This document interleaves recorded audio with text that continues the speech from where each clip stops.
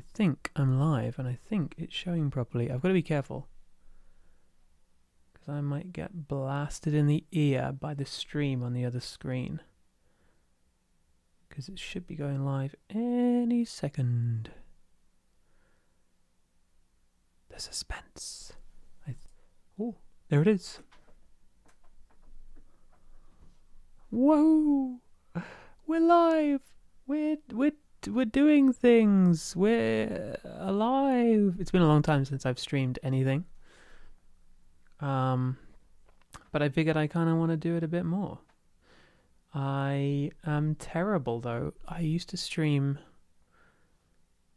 all sorts of things years and years ago on Twitch, and now I'm like, you know what? I've got a YouTube channel. I want to use it. So I want to sort of just talk about doors and things.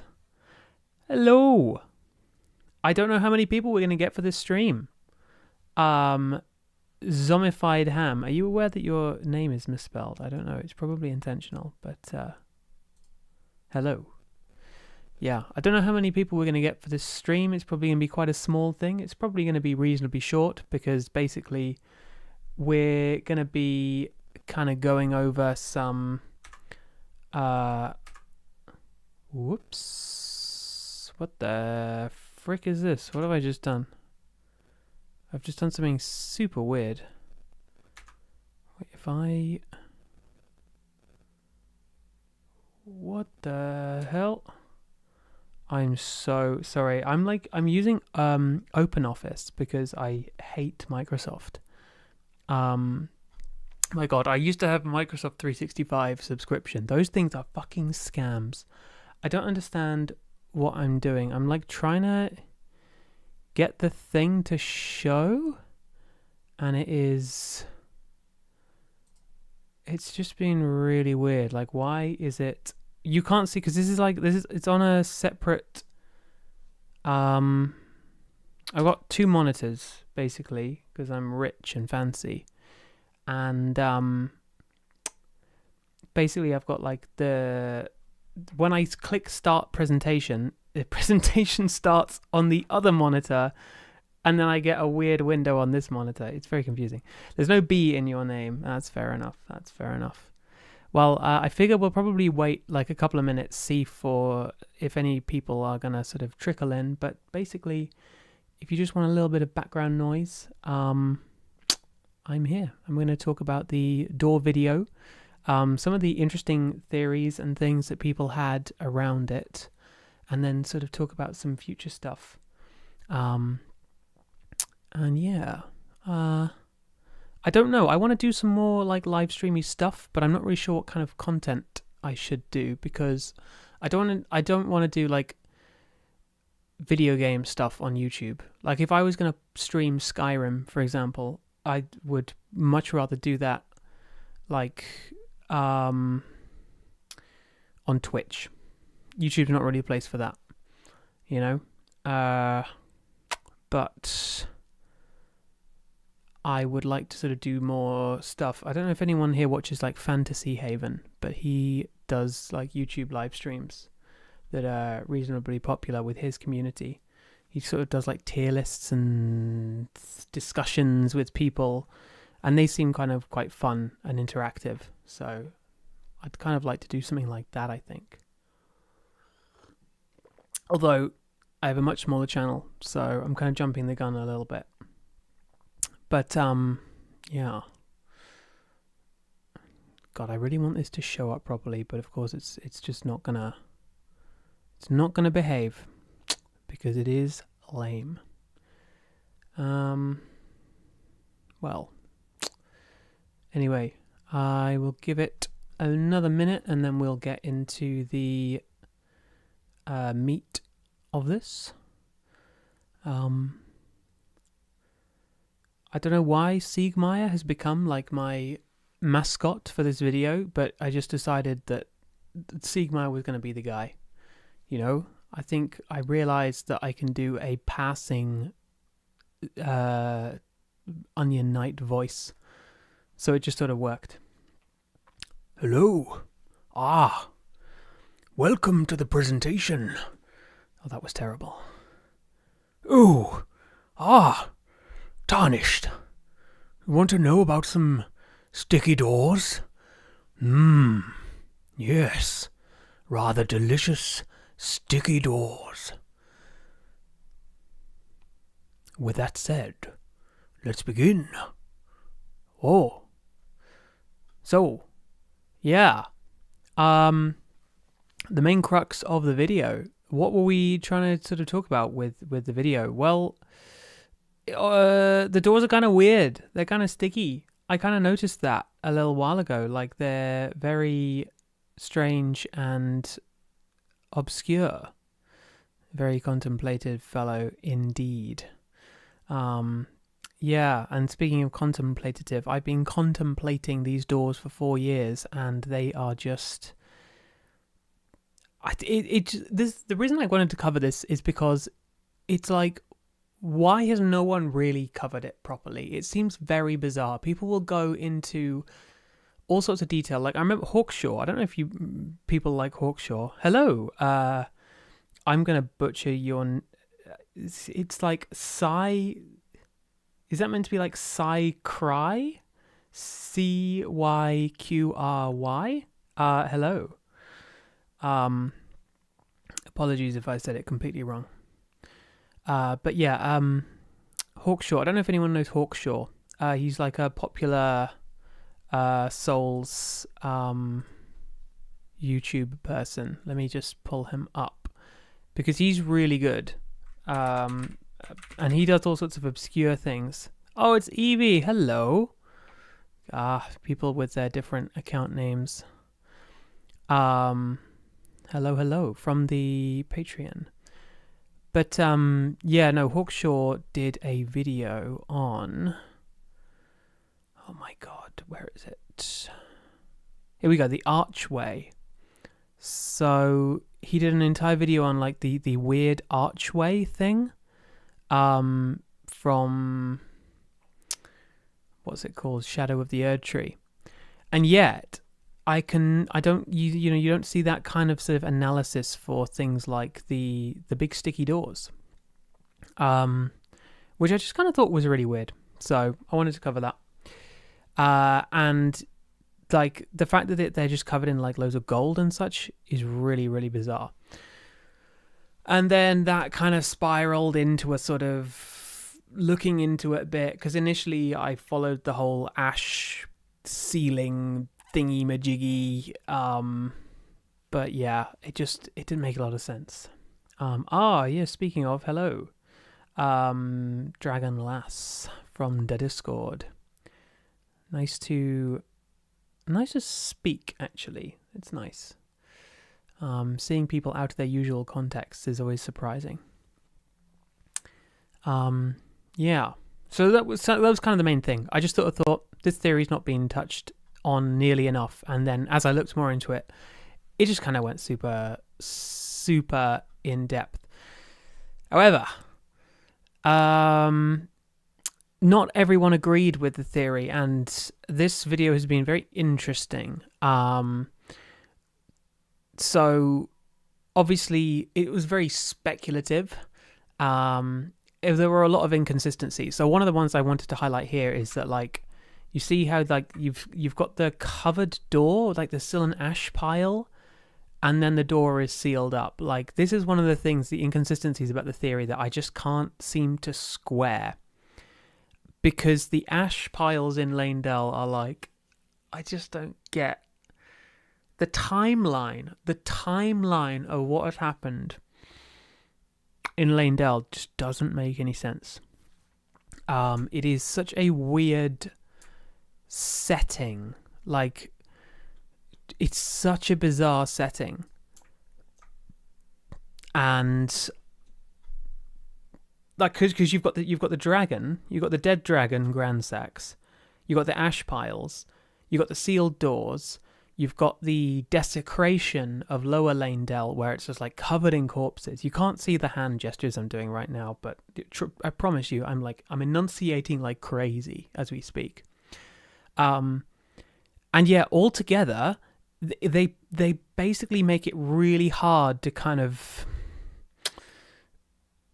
build a cohesive thingy-majiggy theory. And that's one of the problems that I've had with this, has been, squaring things is difficult. And that's one of the problems. Too many inconsistencies. Way too many inconsistencies. I should sign out of Steam because this is... Oh my gosh, I'm revealing myself. Look at this. Look at this horrific Steam thing. Look at Destiny. Are you crazy? Destiny? You disgust me. But yeah, there's just too many things that don't really quite add up. A lack of hard evidence being another big one. Like, it's just like, I can say that I think the Dung Eater is, responsible for a lot of it, but the fact is that aside from the seedbed curse and aside from the corpse mounds lining up with the Dung Eater's room, it's really difficult to say what's beyond the doors, because obviously if you fly free cam into the buildings with the sealed doors, guess what? There's nothing in there. They didn't put anything in there because obviously you're not supposed to be in there. And yeah, as you say, history is too vague in the lands between. And I was having a good conversation, actually.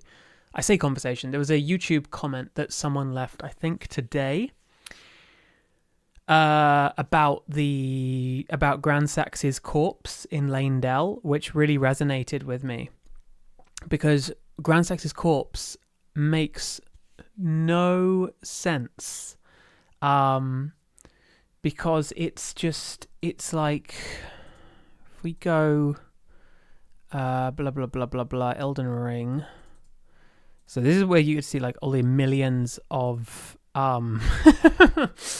the millions of clips that I've got of things, and of course it's playing on the other one, but the corpse of Grand Sax doesn't make any sense. Let's get a better one, because you've got this dragon that's embedded in the wall, but the wall is ruined from kind of where the dragon attacked, and there's rubble and things strewn around, but this dragon has been dead for centuries, if not millennia, and the fact that there's still wreckage from when the dragon attacked, it just doesn't make any sense, Zombified ham. The tree is burned and illusory. Melina burned once before too. I think her burning the great tree body alone was the start of the Golden Order. Okay, so I actually want to come on to that thought that you've just raised. That's actually in the PowerPoint, because I don't know who it was. It wasn't you who made the point, but someone made a really, really interesting connection. Actually, that might be the next. It's not the next slide, but we will get to that Melina burning once before thing, because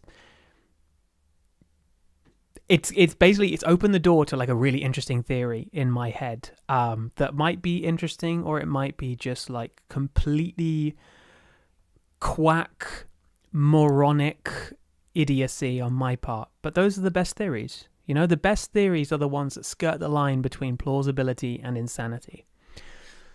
And yeah, speaking of alternative theories, a lot of people had some alternative theories in the comments. So a lot of people were saying it's Godwin, it's Deathblight. The reason the doors were sealed is to keep out Deathblight. And it's initially I thought so too, but you don't see any evidence of Godwin literally anywhere. At least with Dung Eater, you see some similarities and you see the seedbed curses.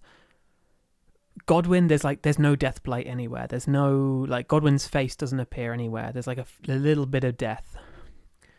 There was no cleanup of ashes or corpses. The Hell Golden Order. I mean, you've seen this. You've seen the state of Lanedell, right? Like the. I don't think they take the bins out. Let's put it that way. I don't think that the bin men come every Tuesday to empty the bins there. I think waste disposal might be something that Morgott needs to, get a handle on. Oh, maybe that could be a new video. What was trash disposal like in Lanedell? Crazy. 10 million views on that. But just besides, trash disposal. A lot of people also, like, in the comments were just like, oh, it's ash. Like, you don't need to think about it anymore. The reason the doors are sealed is literally because of the ash. And it's like, maybe, but I'm not sure about that. You'd watch that. Says oh my god, Dragonlass. No, your Charlotte is Dragonlass. Oh my god, you're Evie. Oh my gosh, I have to like mentally connect these names. Well, you'd watch, by the sounds of it, you'd watch paint dry. Can you imagine an hour-long video on like? Elden Ring trash disposal. Like, actually, no, because then you could get talking about like toilet lore. Yeah, you could like investigate where like oh my god, do they like the gold tinged excrement? Is that an item in Elden Ring? It is, isn't it? Gold tinged excrement. Where is gold tinged excrement found? It rings a bell. Gold tinged excrement. I've got to find this. Sorry, I am trying to get through the presentation, but like, yeah. Yeah, it's real. It's real. Soap lore. Nobody washes in the lands between. No one. Gold tint. Oh no, this is just giving me like crafting. I want Oh look, here we go. Poop lore. Oh my god, this is real. This is real. Oh shit, it's a Drew Mora video. I miss my boy Drew. He's okay. He's not. He's fine. But damn, the truth about gold tinged excrement. I don't know if anyone's watched Drew Mora before. He's one of the old Fudge Muppet people. He was great. I love Drew. Miss him so much. Sorry, I'm trying to catch up with chat as well. So, Evie, I mean, I literally sat through the 20-hour Skyrim video that Patrician TV did years back. Okay, no, I don't want to throw shade at people, but like, why do you inflict that upon yourself? Why would you watch a 20-hour Skyrim video? I've never watched a Patrician TV video. Anything I've seen that he has done has been taken out of context, but it's not left the best impression on me, put it that way. I think what did he say about Skyrim? He said something really bizarre about Skyrim. I don't remember it now. Boredom and I was unemployed. I mean, why do you think I started this channel? Like, why do you think I started this? Boredom plus... Actually, no, I was technically employed when I started this channel, so that's not true. But that's why I continue to make videos. Maternal Heart 66. Hello. My loopy thought was maybe Morgott sealed the houses of the nobility for historical preservation / their eventual return / to prevent looting. See, that's interesting because I was trying to look for... I stopped myself. I almost drew like a map of Lanedell because... Oh my god, Lanedell... I wanted to like map out where all the houses are. Because the one problem with what you're saying, I like what you're saying, but the problem that I had when I was going to map out Lanedell was that there's no consistent pattern about where we can find the sealed doors and where we can't. So for example, like on these sort of like mid-level houses, we can find the doors sealed, right? But we can also find some sealed higher up too. And then also in like lower Lanedell. I like the theory, but the problem again is that like it's not that simple, unfortunately. But you're also correct in that you've identified that like one of the theories that people brought up was sorry, I'm trying to find an example. Oh, Lower Lanedell.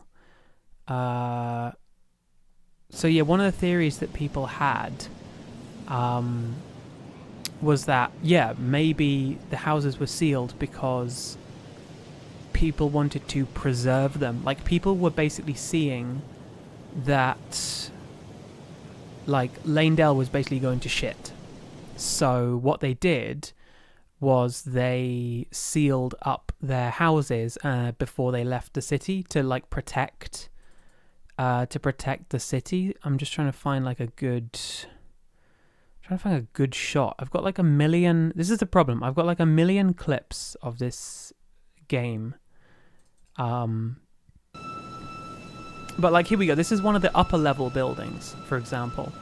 So like the theory was that basically they weren't sealed because there was something locked inside or blah blah blah. You know, they were sealed because people were like sealing them up to preserve them, essentially.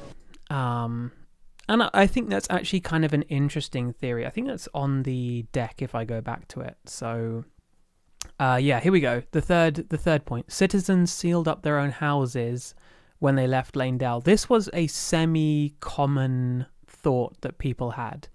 And I don't think it's a bad one either. Like, it's not a bad point. I kind of like it. I think one of the points that I failed to make in the video is that I don't think it was like 100% down to the Dung Eater. Like, I don't think the Dung Eater is responsible for every sealed door. But then again, it's like, then it kind of sounds a bit like I'm coping. I think that it was a Golden Order response more than anything. I missed your comment. Like the French Revolution when nobles sealed up their chateaus. That's really interesting. I haven't heard about that. I don't know too much about the French Revolution, unfortunately. I sort of know about some of the consequences and the like Napoleonic Wars afterwards, but that I didn't know about that. That's quite intriguing. I like that. Yeah, people had a lot of sort of alternative theories about how they were. I should have screenshotted more of them and put them in here because I think some people had some very, very interesting thoughts. But I did want to get on to... Oh, here we go. Apologies. I cannot show this full screen properly because it is being very annoying. But I got into this, which basically goes... This sort of kind of talks about what someone else was saying earlier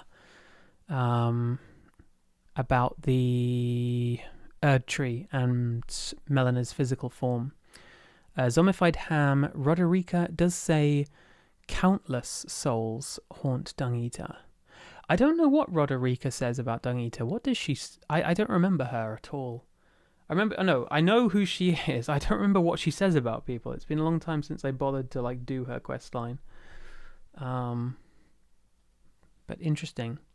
But yeah, no, so I wanted to highlight this comment from the video because it got me thinking. So this was by a guy called Jared Cope matey.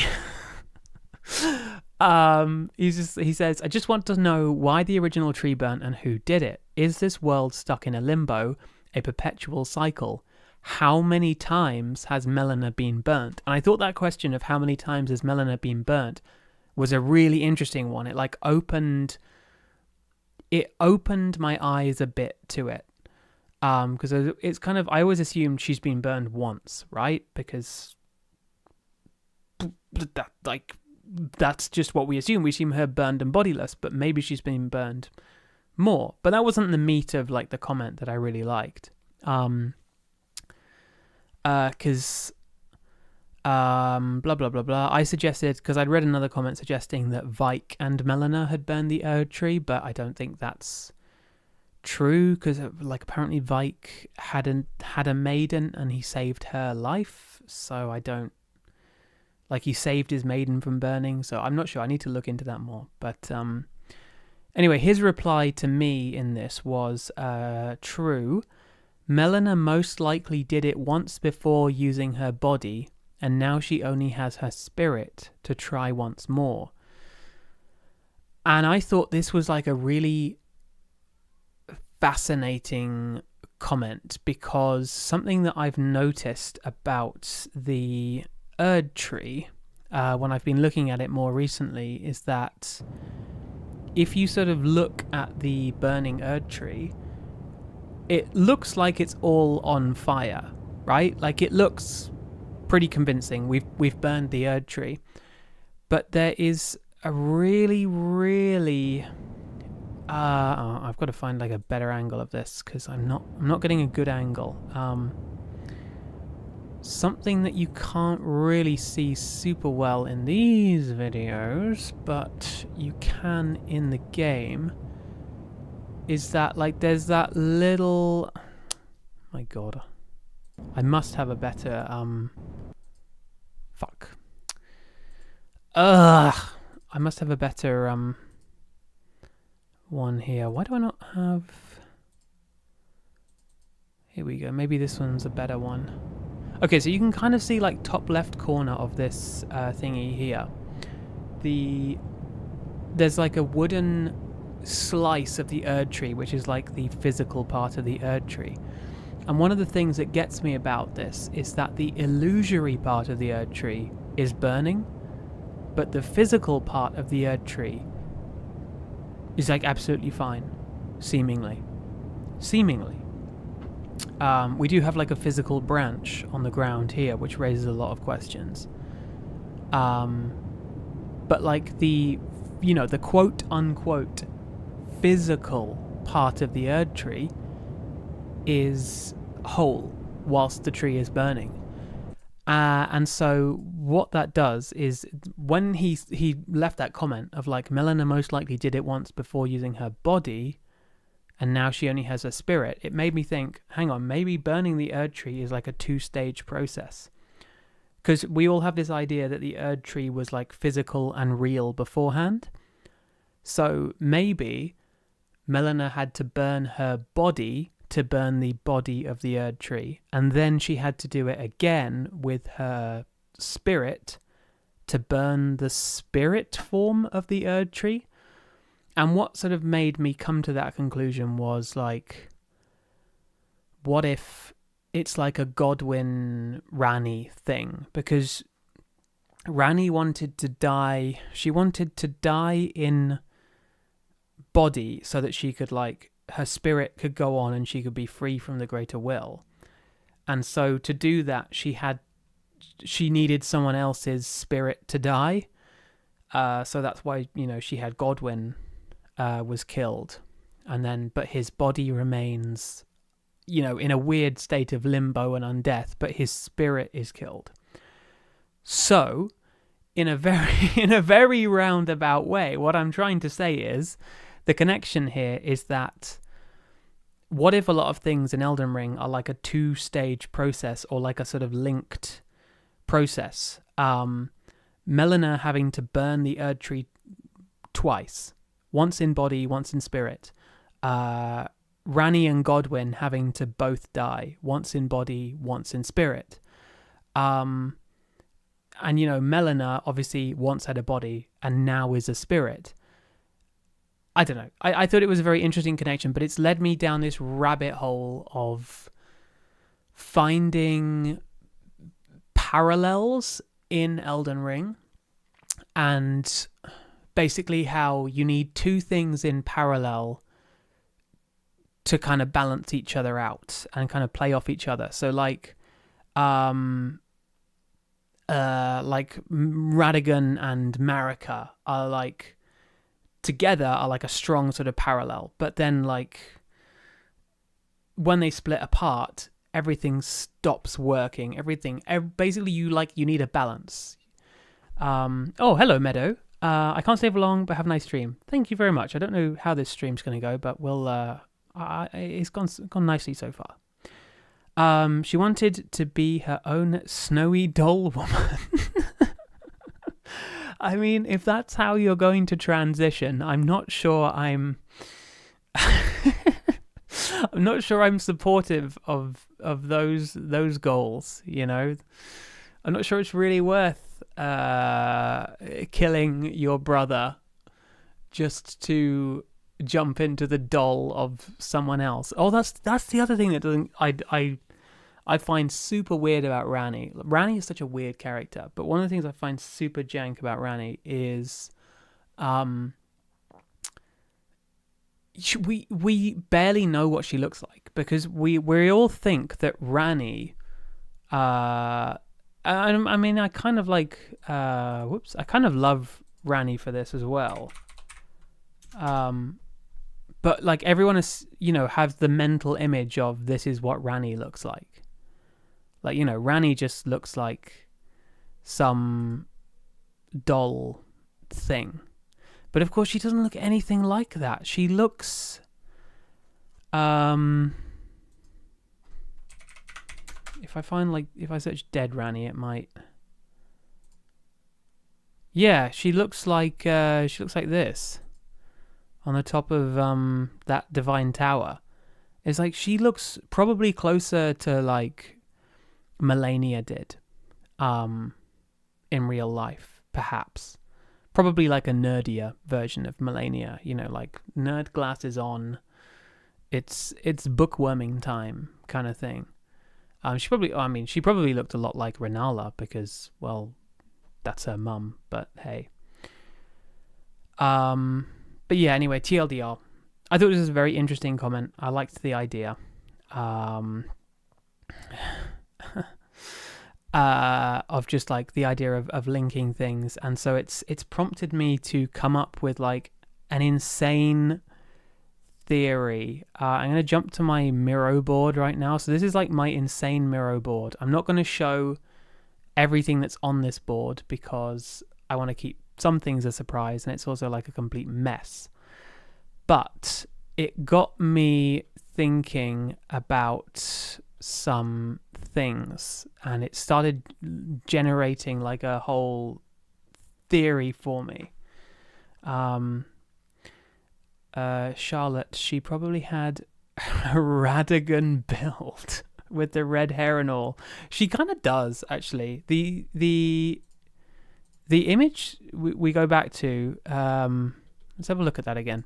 She looks kind of somewhat Radagon coded. I mean, obviously she's kind of burnt to a crisp here, so it's really difficult to tell. But with the hair burned off, she looks kind of Radagon coded. Yeah. I don't know. Sorry, where were we? Miro. So yeah, I don't know. I started kicking up a theory. Anyway, so I'm going to read a couple of comments. The Manii, I think that's how you say it. Someone could say, why Godwyn? Mog and Morgott were a secret. Radahn and Rykard are her close brothers, and maybe Mikola and Melania weren't born yet. And who's so dumb to attack the twins? Godwyn is a zombified ham. Godwyn is notably Godfrey's son and friend to fire-breathing dragons. I think Radagon was the main one who plotted the night. Wait, you think Radagon had a part to play in the night of the... Oh my god, is it Night of the Black Knives? Because Night of the Long Knives is the Germany thing. Not Clover. Hi, Milk. Hope you're having a good day. Hello. Hi. Welcome aboard. I'm having a great day. First stream on the channel. Got no idea what future streams will be like, but I'm having a good day. Maternal Heart. All the other demigod children either didn't agree with the Golden Order or were misfits in some way. Godwin would have been a viable success to America. Okay, so yes, this is another sort of thing I've been thinking about recently, which is the question of why did Godwin have to die? And I think the more you think about it, the reason why Godwin the Golden, let's look up, so Godwin, I might have to look up Godwin Elden Ring, but Godwin usually brings up like some good images. So I really like this image I found the other day of Godwin. And the reason I like it is because he's flanked here by Mog and Morgoth. There are some dragons in the background. And it makes you ask the question, why did Godwin have to die? Why did Godwin the Golden have to die? Like, look at these two, Mog and Morgoth. They both look so kind of downcast here. And Godwin looks perfect. And obviously the point why Godwin had to die is because he was perfect. He was the one who was holding the Golden Order together.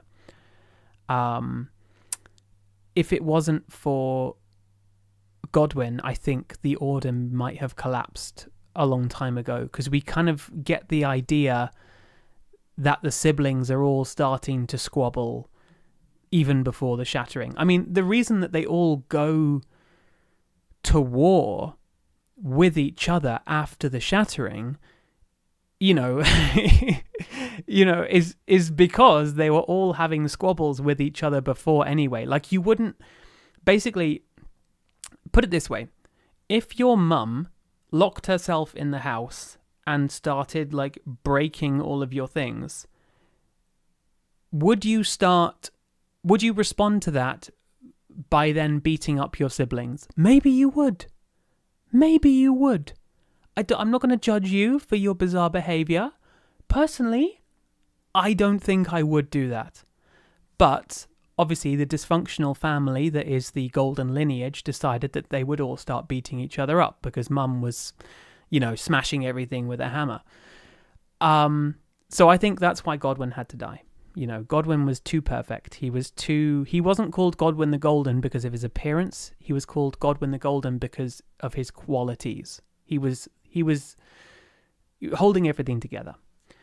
Yeah. Blah, blah, blah, blah, blah. Too pretty to live. I mean, he is a bit annoyingly pretty, isn't he? Like, look at this guy. He's way too perfect. Look at him. He's scrumptious. Get a load of that twink fish body. Oh, fuck. I can't roll my R's right now. I cannot roll my R's. Krokutamaya. I don't really understand the idea of Godwin as a successor to Marika, as Marika is eternal. And if there were successors, they would be Empyrean, chosen by the Fingers.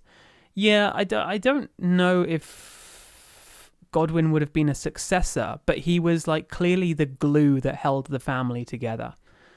I do feel like the idea of the shattering war between the demigods is a little bit of a lie. A lie? How do you mean? Can you expand on that, Krokutamaya? What do you mean by when you say the shattering war between the demigods is a lie? Because that's a very intriguing statement. Zombified Ham. Godwin would have been next in line to be Lord after Radigan had he not died like that. So basically, you're sort of suggesting there like an incest thing like we get with Radan, like promised consort Radan and Mikola. It's possible. I mean, obviously, incest was clearly a massive part of it. I mean, Marika, obviously, she married herself. Like, Marika was like, okay, I'm going to marry myself. Which is just so bizarre. But hey, you do you. Let's remember that in that night, other demigods died, part of the golden lineage. Oh, that rings a bell, because Godwyn dies in the Night of the Black Knives, and then other demigods die. Where's the item? I know there's an item description that says that, because I know that does ring a bell to me. Oh my god! When we talk about Elden Ring theories and stuff, I start noticing more the gaps in my knowledge and such, because there are so many other demigod children out there that we just don't know anything about. Marika was having so many kids. She was having a ridiculous number of kids. Calithere, hello, hi, hello. Zombified Ham, Rani would have been Empyrean and successor to Marika. Probably. I mean, either Rani, Mikola, or Melania. I think what's very clear is that the Golden Order was picking out potential successors, because it probably knew that Marika wasn't going to last forever. She's called the Eternal, but I feel like the name Eternal is a little bit sus, you know? I think the Golden Order, not the Golden Order, my gosh, the Greater Will knew what it was doing when it picked multiple Empyreans. It was basically, we'll see whichever one of these comes out on top. Milk's Sticky Doors. Milk's Sticky Doors indeed. Right, Krokutamaya. So, going down the list, Morgott is involved in as much as there is a shattering war, because he takes over the position of king. Mog has fucked off and is having his own little blood dynasty. Morgott, saying that Morgott is involved in the Night of the Black Knives because he takes over as king, I don't think that's necessarily evidence, because the thing with Morgott is that Morgott clearly, in all of his depictions, he doesn't really want to be doing this job. That's the impression I get from him. This is a very destitute, downcast individual. He doesn't want to be here. He very much gives me the impression of he hates himself and he doesn't believe that he should be in charge. I mean, there's a reason he hides himself. He doesn't strike me as he's definitely a schemy guy. He's a type of guy who would scheme, but he doesn't strike me as a type of guy who would murder his siblings in cold blood. I'm not sure about that. Blah blah blah blah blah. Oh my gosh. Okay, there's been quite a few comments. So the trailer says, so the Manii, the trailer says he was the first demigod to die, which is also presumably a little lie, as Malekith is known as the death of demigods. You don't call someone death of demigods if that persona didn't kill someone. I guess so. I mean, I think the trailer's probably saying that he was the first demigod to die in the shattering. I think it probably means he was the first one to die in the shattering period of time. But then, of course, that raises the question of who were the other demigods who died during that time, which I don't think we know. I don't think we know the names of any other demigods who died then. So it's very weird. Blah blah blah blah blah. I guess Godwyn could have effectively taken over for Marika while still revering her as a god. Maybe Marika saw this as a way of picking her own Empyrean as opposed to the one chosen by the Two Fingers. Maybe.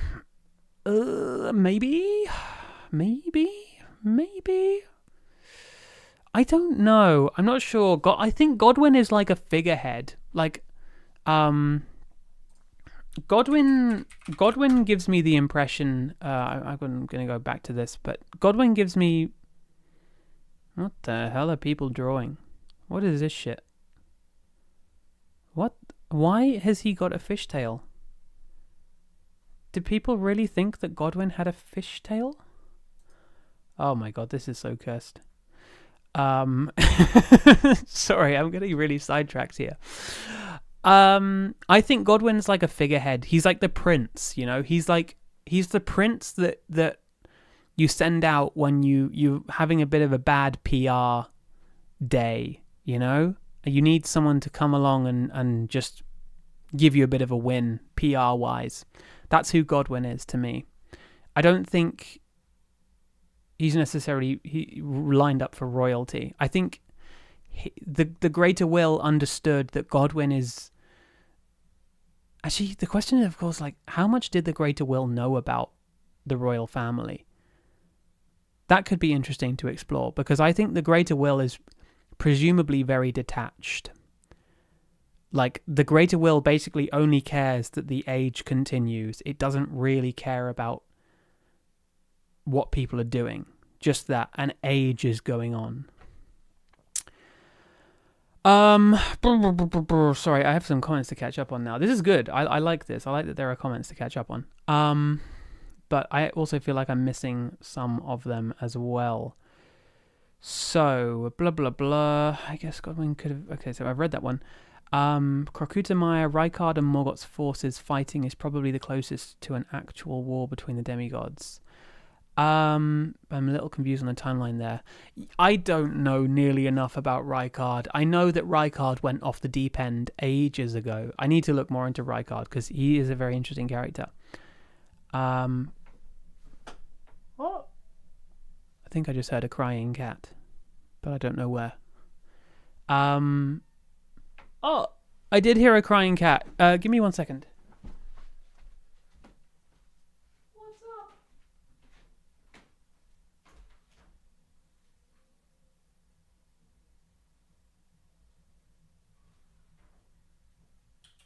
Ilka?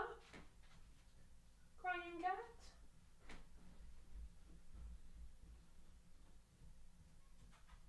Oh, you want to go outside?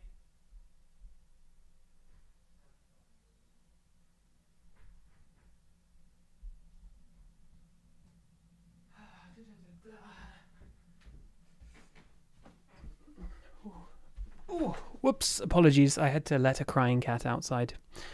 Poor baby. Okay. I am sorry. I'm trying to catch up on the comments right now. So, I will. I can't respond to all of them. I'll just see the rune of death and make my own Empyreans. Oh no, sorry. Okay, Krokutamaya. Oh no, sorry. Not the Night of the Black Knives, but whether or not there is a post-Shattering War. Oh, so... Wait, Krokutamaya, are you saying... Morgoth basically, like, started the Shattering War as such because he becomes king? I guess I can see that. I can see that. I think that's the thing. What really starts the Shattering War is not the shattering of the Elden Ring as such, but rather the shattering... the shattering of the Elden Ring starts the Shattering War because basically all the demigods are like at each other's throats at this point. And they all hate each other. Okay, so one of the sword monuments says there was an alliance after the shattering of the Elden Ring between the demigods and the thrones we see in Morgoth Arena, and that's why he doesn't count Morg. It says there's an alliance after between demigods. Wait, what? One of the sword monuments says there was an alliance after the shattering between demigods. Wait, what? Which sword monument? I'm sorry, I know I'm really far behind on the like comments. But like I want to look. I want to look into this because, like,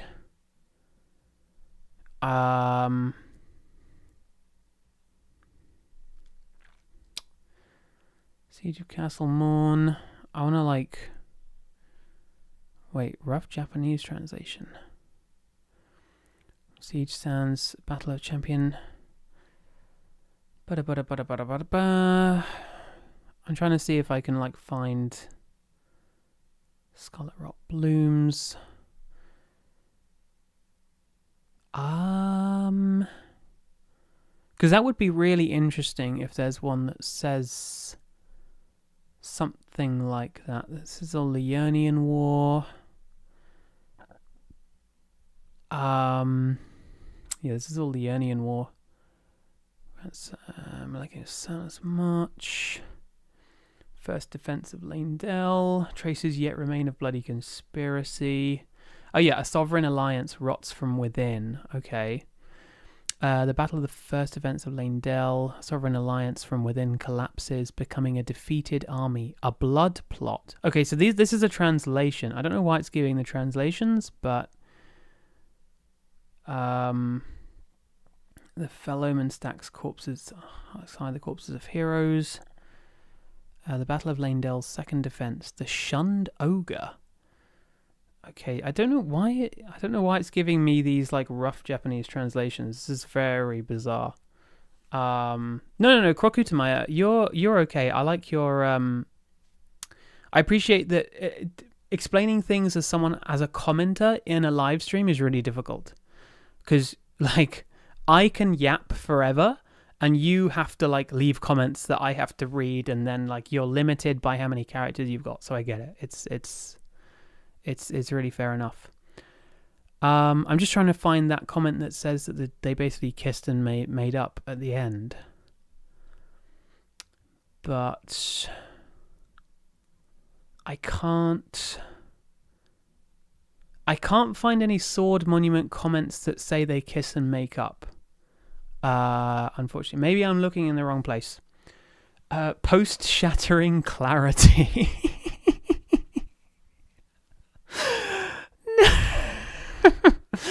Post-shattering clarity. Jesus Christ. I mean, you would probably feel a bit of post-shattering clarity after you go to war with all your siblings. Like, yeah. Goodness me. Okay, so oh my god, I'm way behind on the chat. I'm so sorry. I don't know how I managed to get behind on the chat, but I did. So, yes, people think Godwin was cursed with the body of a fishtail. Yeah, what the hell is that about? I don't. The fish Godwin. That's spooky as hell. You should get into the Japanese mermaid theories. What are the Japanese mermaid theories? What? Huh? I don't think the Greater Will cares a lot. No, I don't think the Greater Will does care a lot. Like it's whatever. The Greater Will only cares about the macro of it all. True. Malekith and the death of the demigods. Anytime anyone says something's happening for the first time in this game, think of it like how every couple of years we have the first gay Disney character. I can't believe they unveiled Godwin as the first gay From Software character. That's crazy. I can't believe they would do that. There have never been any gay characters before. It's impossible. There were no gays. Look at this happy family. Don't they love each other? Sort of. I'm not sure they do. Yeah. Blah blah blah blah blah. So, Rani was chosen as Empyrean, and if Godwin was planned marriage, so like marriage between them, one of the only pairs that wouldn't have been obviously incestuous. I mean, Rani and Godwin are still siblings. Like they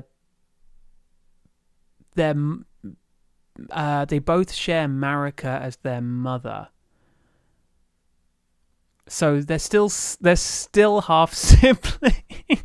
I mean, if we're saying that like being a half sibling by blood is not incest, I mean, it's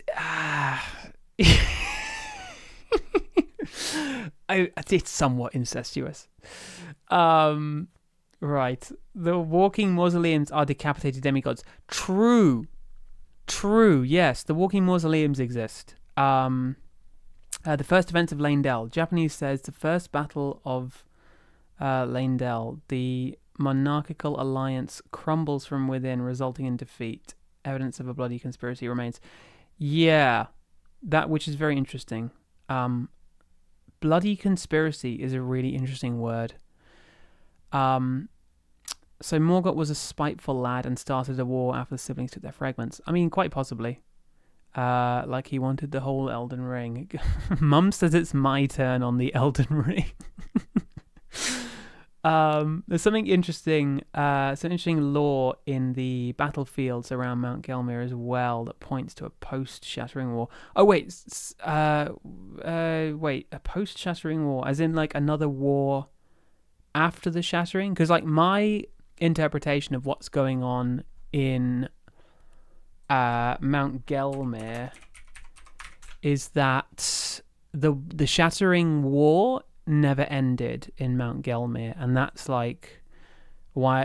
why we see so many of these camps in Mount Gelmir. Like the Shattering War basically has just not stopped here. Like it's never ending. Like it's just gonna keep going on forever and ever and ever. I will write a long form letter, says Kroku to Maya, and have it delivered by passenger pigeon. Honestly, that's probably a better way to like send your arguments than, you know, YouTube live chat, because the YouTube live chat is not the best. Something interesting about the Laurel. The Manii. Sorry, I mean the Shattering of the Elden Ring, an alliance before the start of the war. Damn Miyazaki to call it the same. Yeah, there's got quite a few terms in Elden Ring that are like very similar. So who was the alliance between then at the start of the Shattering? Because obviously we have that art, like we have like the artwork of Radahn, and what's it? Fucking Morgoth. That was it. I'm literally forgetting. Yeah, here we go. Where like those two are going down on each other, and I mean, having a disagreement. And then obviously we have Caelid and all taking place.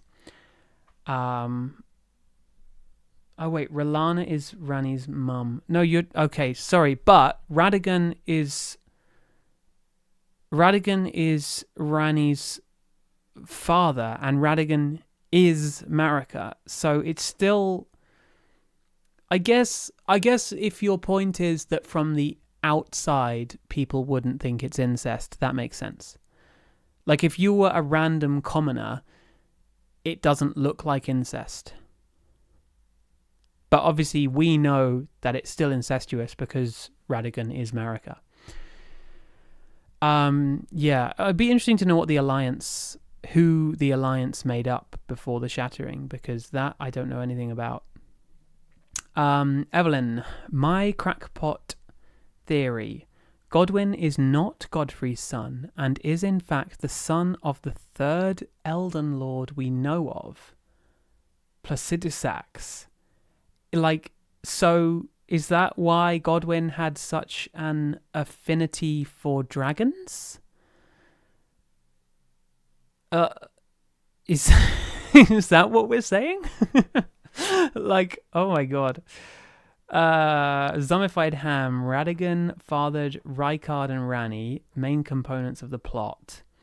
Radahn loved Godfrey and unintentionally halted later parts of the plan. Marika birthed the Omen twins and Godwyn without Radagon. I need wait, no, it's not Golden Lineage, is it? It's I've looked at Elden Ring family trees in the past, and they're all hella confusing. I always forget like who was from which marriage, because it is so confusing. So yeah, it's Godfrey and Marika. It's Morgott Mog and Godwyn. God, yeah, this is so. Oh my God, it is so very confusing. And so Radagon fathered Rykard and Rani. Yeah. Main components of the plot. I mean, how is Rykard involved with the Night of the Black Knives? I actually don't really know. I don't know what he does during it. Does he do things?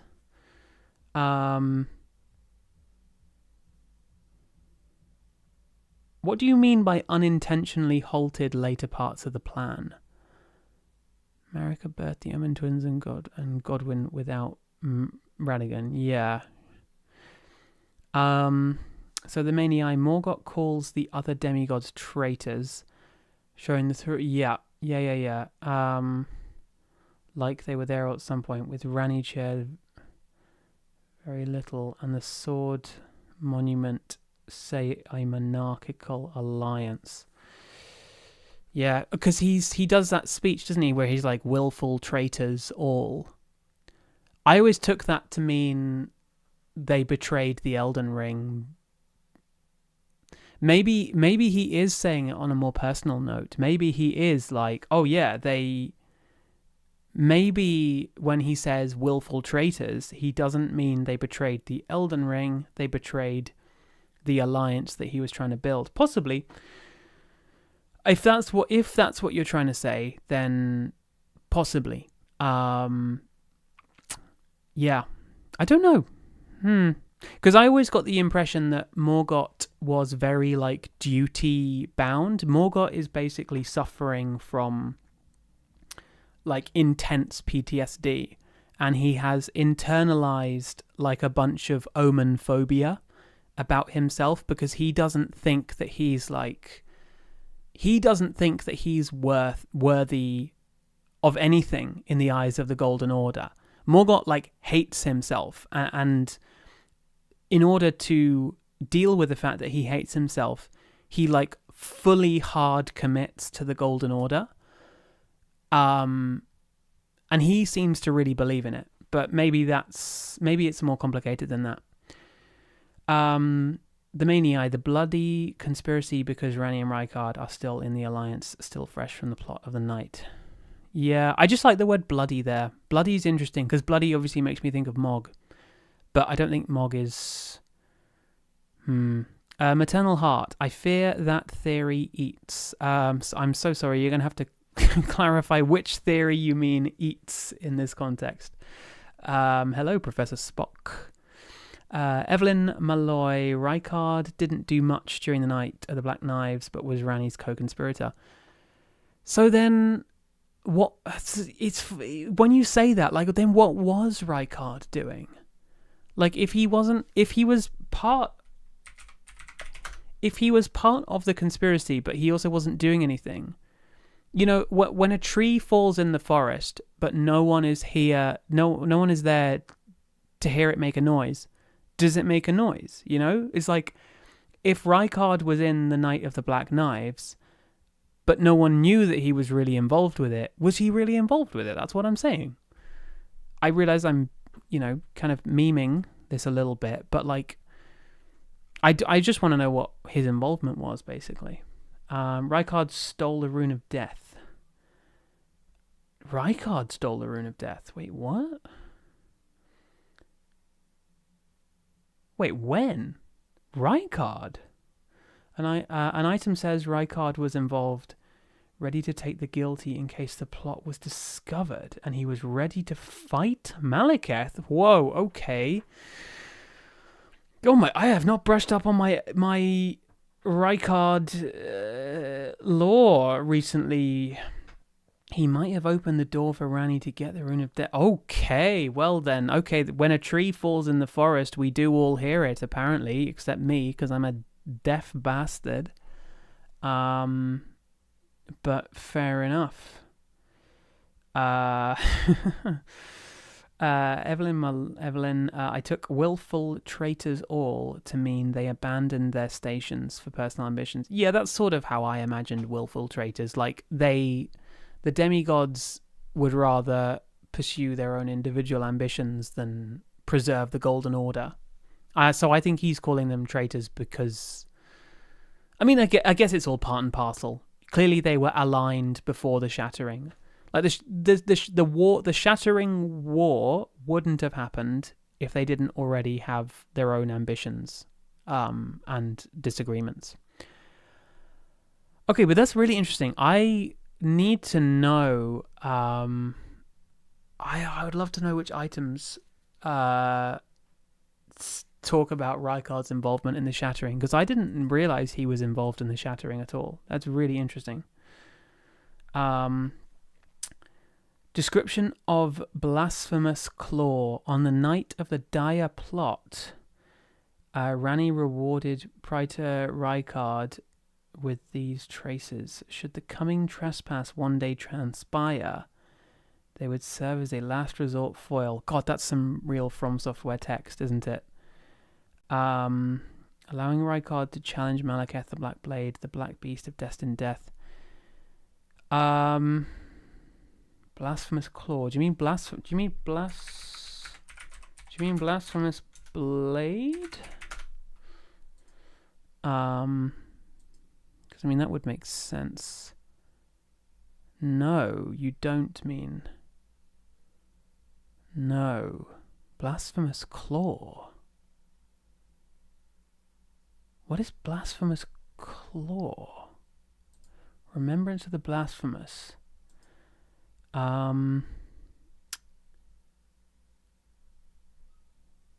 Rykard's rancor. These spirits manifest from rancor. The Lord granted them an audience whereupon they were welcomed. No, this is all Great Serpent stuff.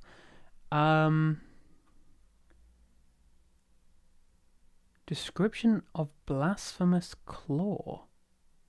What is the claw? Yeah, I know claw is an item, but like blasphemous claw? I've never heard of blasphemous claw. Oh, wait, this thing? On the night of the dire plot, Rani rewarded Praetor Rykard with these traces. Should the coming trespass one day transpire, they would serve as a last resort foil, allowing Rykard to challenge Malekith the Black Blade, the Black Beast of Destined Death. The Blasphemous Claw is a tool in Elden Ring. A slab of rock engraved with traces of the Rune of Death can deflect the power of the Black Blade. Oh.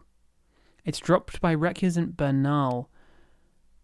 Oh, okay, this is news to me. I've picked up this item a number of times. I've never read the description for it. Okay, thank you. Sorry. I was... This is like a dumb streamer moment, but I was really, really confused about what you meant by blasphemous claw. I was like, what? Like, what do you mean? What is blasphemous claw? Huh? Duh? I don't get it, huh? No, I appreciate that. Okay, so... allowing Rykard to challenge Malekith the Black Blade. Right, yeah. Sometimes there is a big family fight and you think you are the only loyal one and everyone else is a willful traitor. It's sadly relatable, isn't it? It's like you have a big argument at like someone's birthday party and then everyone thinks you're like, why you like this? And you're like, no, it's everyone else who's wrong, not me. Morgott is literally just like a sulking child who just doesn't want to admit he's wrong. It does make me a bit sad for him, but yeah. Krokutamaya. Rykard is regularly kidnapping, torturing people on behalf of the Lanedell government / Golden Order, and it's to me implied that he has access and possibly some sort of secret police. Yeah, he do like the torturing a little bit too much. Yeah, a little bit too much. The claw is an item. It lets you apparently blah blah blah blah blah. The claw is one of those big deal items that's very easy to overlook. When you say big deal, I don't know if you mean like big deal in like a lore sense or gameplay sense. Because in like a lore sense, this is like the blasphemous claw is a big deal in a lore sense because like like I wasn't even aware of it properly. That's crazy.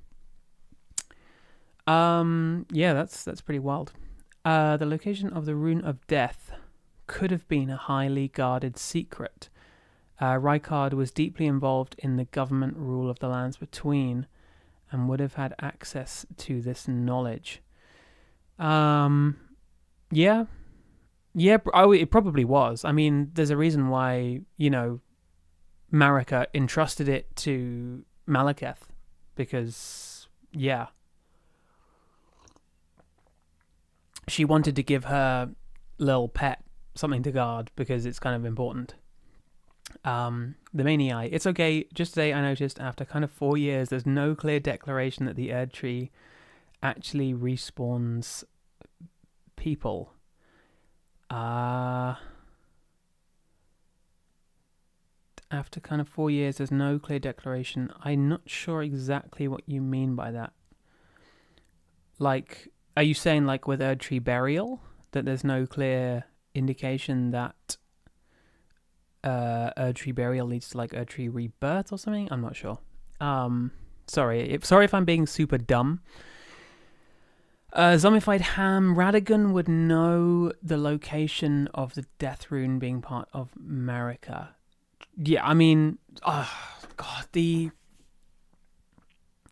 Radagon Marika like thing is also super fascinating to me because like From Software were just like, whoa, is it like JoJo posing?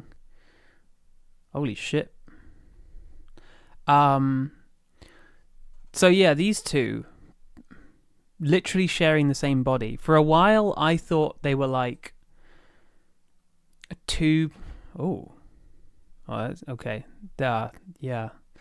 I thought for the longest time that Marika and Radagon were like the same person but in two bodies.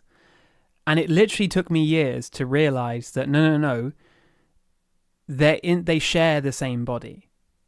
For some reason I thought they had two bodies and they like split apart and recombined at various points. But no, they're yeah. So, blah, blah, blah, blah. Krokutamaya. I love the idea of reimagining Elden Ring as a prestige drama. All these kids who haven't talked to each other returning to their hometown for Mum's funeral. Brutal. Except Mum's not dead. She's just vanished. I mean, it kind of is. Honestly, so obviously with the Elden Ring, like feature film coming out, there is a lot of this drama that we might see covered on screen. I mean, it's entirely possible that the Elden Ring film will be set like after the Shattering and we don't get to see any of this stuff. But it's entirely possible that we get to see like the big royal family like digging into each other. I'm not sure that's how it'll be presented because I feel like the way they're going to approach the presentation in that film will probably be leaving a lot of things up to, be questionable. But we'll see. Yeah, big deal in the lore that people miss. Yeah. Let's remember at the time, probably the rune was in sword form, not the sigil on Malekith's hand. Yeah, probably. Maternal Heart. Like, I wonder if Malekith's blade was the whole Rune of Death or a chunk of it. like the Finger Slayer blade. Maybe, I don't know. I don't consider myself a Rune of Death expert. The Mania, yeah, I considered the Erd Tree rebirth something fully canon, but it's never confirmed, and noticed only today. Yeah, Erd Tree rebirth is a weird one, because it was when I was watching some Tarnished Archaeologist videos in preparation for this video, it was only watching Tarnished Archaeologist talk about, like, basically no one in the lands between is getting any pussy. So people basically go into trees and then get reabsorbed by the Erd Tree and then basically pop out in, like, seed pods, which is his theory. There's a lot of things in this game that are kind of based on vibes and theories. We just don't know yet. Yeah, so St. Trina worked against Mikola in a similar way. Yes, St. Trina being part of Mikola did kind of scupper Mikola's plans a bit. So the Manii, I think they separated at some point as Radagon passed years in Caria, Marika vanished for years. I don't think Radagon and Marika have ever separated. I think they remain in the same body. I don't think they have the power to split themselves apart. I think what happened in Liurnia was Marika lived her life as Radagon for a long period of time. And that's what happened.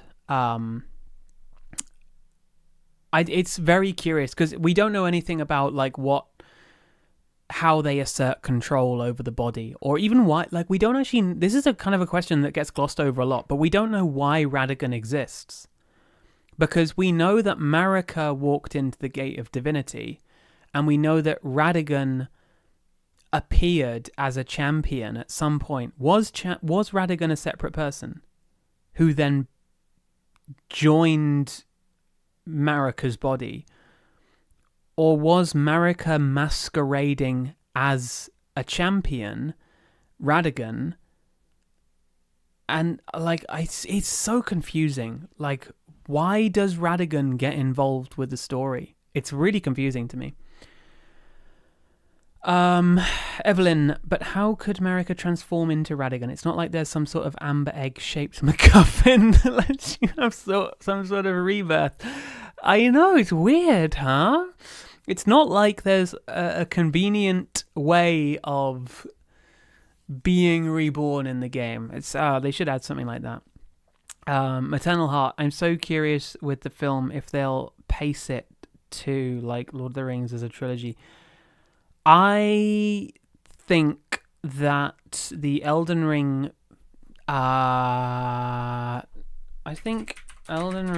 film is going to be like a one and done kind of thing. So I don't think that it's going to be a trilogy. I think it's going to be more in the realm of, like, kind of like Dune in a way. I think it's going to be shot really weirdly. I can see them going after a sort of things are going to be explained a bit, but it's all going to be done in very, like, arty-farty kind of slightly weird ways, so as to, like, obfuscate the truth a little bit. Also, I don't know about, like, I know that it's going to come out very differently in, like, post-production, but these, like, early production photos are, so they make it look so quaint. Like, this just looks like people going to, like, some kind of historical reenactment. Like, this very candid photo of people is so, it's so funny to me. Like, Dungi Tazama here looks like incredibly plasticky, but I'm sure that when it comes to, like, post-production, they'll make it look immaculate. It's just that, like, when we get these, like, raw photos of it, it looks really weird. I don't know. So Blah, blah, blah, blah, blah. Charlotte, was he a consequence of the jarring process during Marika's torture? Oh, you think Radigan could be like something that separated from Marika during... Well, I mean, was Marika ever... I don't know that we have any confirmation that Marika was ever put in a jar. I think we just know that her people were put in jars. I don't know if we know that Marika was ever in a jar at any point. I don't know. Oh my god! Now I need to read about friggin' jar lore. Like, was Marika from a jar? I don't know. Yeah, Krogutama. Given the director's previous work, I would love for the film to be the cut mimic questline. I would love for the film to be the cut mimic questline. What do you mean? What do you mean? Evelyn, isn't the implication that Radigan exists because Marika's godly duty would demand her stay inside the tree, but she wanted to take a more active role in pushing her war efforts? Possibly. I don't know. There's probably some context I'm missing, but it's entirely possible. I mean, Radigan is the one who was like leading all of the military stuff, whereas Marika was like, she was there, but she wasn't leading the armies. The Manii seems Elden Ring rules require a god and an Elden Lord to work. Marika put Godfrey away and took herself as both god and Elden Lord. Yeah, put Godfrey away. But then, of course, that raises the question of, like, why did Marika banish Godfrey? Like, what was that about? You know, why... I don't get that. It's super weird to me. Like, we still don't know what it was about Godfrey that meant Marika sent him away. It's really intriguing. Yeah, I don't know. Blah, blah, blah, blah, blah. Was Marika made in jars at Lumen Philosopher's Stone? Yeah, we don't know. I don't know. I really have no idea. I need to look more into jar lore then. I need to do a jar lore deep dive. The saint jar in Japanese are meant for good people. Like, go in the jar and purify yourself, not becoming a saint. The saint jar. Is that like a real thing? Like a real thing? If I type in saint jar, will I get coherent results? No, I will not get jar saints. Oh yeah, the jar saints.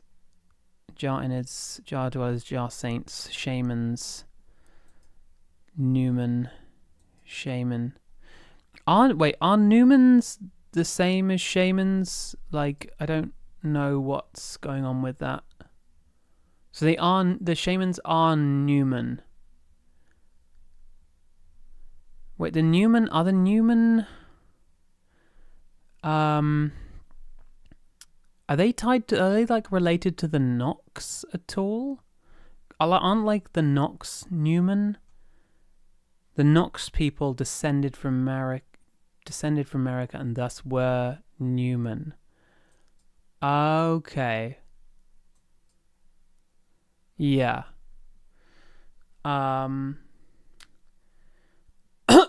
Dear me. There was a quest where you basically adopted a mimic tier and help it grow strong like a Pokemon, and then it tries to usurp you and become Lord in your place. Wait, what? Wait, that was we were denied a quest where you raise your own Pokemon and then it tries to kill you? I knew there was a quest involving a mimic tier that was cut, but I didn't realize that was how it went. That's crazy. Charlotte, she held a genocidal rage against a Hornsent. She kind of did. Marika said, fuck your checks and balances like America. America like America. Some people believe America sent him away so that the Tarnished could one day return. Okay, that is cope. That is cope. Some people believe America sent him away so that the Tarnished could one day return. That is extreme cope. That's like the cope of like if you know 40k, that's when people are like, no, the Emperor planned the Horus Heresy. He planned to lose the Horus Heresy. Everything's part of his grand plan. Because one day the Emperor was playing chess with Malkador and he was putting these pieces down and he was like, oh, I'm manipulating these pieces so that I lose. And it's like, no. The Emperor did not plan to lose the Horus Heresy. Same way that Marika didn't send Godfrey away because she knew that long in the future the Tarnished would eventually come back and put everything right. That if people believe that, that is cope. That's cope.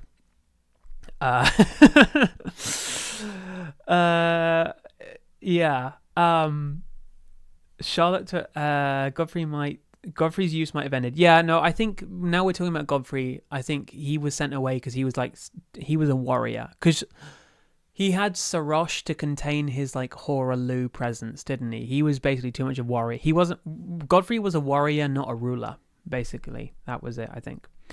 The Japanese says she sent him to a war expedition, and we know the other countries outside worship the fingers and the Erd tree. She didn't want Crucible soldiers around and sent them to conquer more. Do you know what? Actually, thinking about that, I would love to make a video about what is beyond the lands between. Because obviously when we play Dark Souls, we get like Lordran and we get Drangleic and Lothric, and we get an idea that there are other kingdoms out there like Karim, like Katarina, like Londor, and we never see them. But in the lands between, I don't think we know anything at all. Like, we know that the lands between is not like alone, but we don't know what other places are like. Oh, I can't believe I'm on the fandom wiki. Ew. We don't know what places exist outside of the lands between, I don't think. Yeah, I'm very confused. So one day Godfrey lost Grace of Gold because there was no one left to fight. Yeah, that was when he became Tarnished. Yeah. Newman are a race / ethnicity. Shaman are a community. Yeah. That makes sense. That makes sense. The Nox came from the Newman. Yeah, the Newman came successfully from the Jar. Sainted Shamans. Krokutamaya, I'm coping, but I can explain. Okay, I wouldn't have gone on such a rant about Marika's 4D chess if I thought it was your theory. It just reminds me so much of when people are like, the Emperor planned the Horus Heresy and he planned to lose it, because actually if the Emperor loses the Horus Heresy, humanity wins in the long run. It's like, do you think the Emperor really planned for like 10,000 years of eternal suffering for mankind? Like, do you think he was really like, yeah, this is what we're gonna do? Like that, it seems incredibly cope. Like he was clearly working on things that just didn't add up. And for the same reason, I don't really believe that Godfrey was sent away so that the Tarnished could save the world. But whatever. If you have a theory, I would love to hear it. Oh, my voice is getting a bit hoarse. Dear me. She does literally say they'd return. She does, I guess, but it's I don't think it's an amazing connection.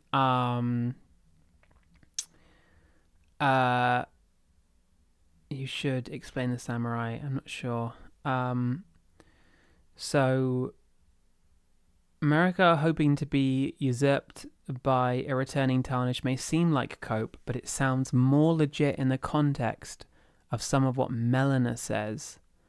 But it may be like the story the Tarnished tell themselves. The problem with Marika is that we never get to hear Marika say anything directly. The only times we hear Marika say something are when someone else is speaking for her. So this is one of the problems with Marika's character. Everything we know about Marika could be a complete lie, because we have to remember Melina is the one who tells us what Marika says, and Melina has lots of reasons to lie to us. Like, Melina has loads of reasons to basically just be like, yeah, actually, I'm gonna lie about this. Yeah, it's kind of intriguing. We don't get any real first-hand evidence of what Marika does, except for her brief appearances in trailers. So yeah. There are the Badlands, the Japan-like with katanas, and another one, I guess. Yeah, we know of the Badlands because that's where Godfrey goes.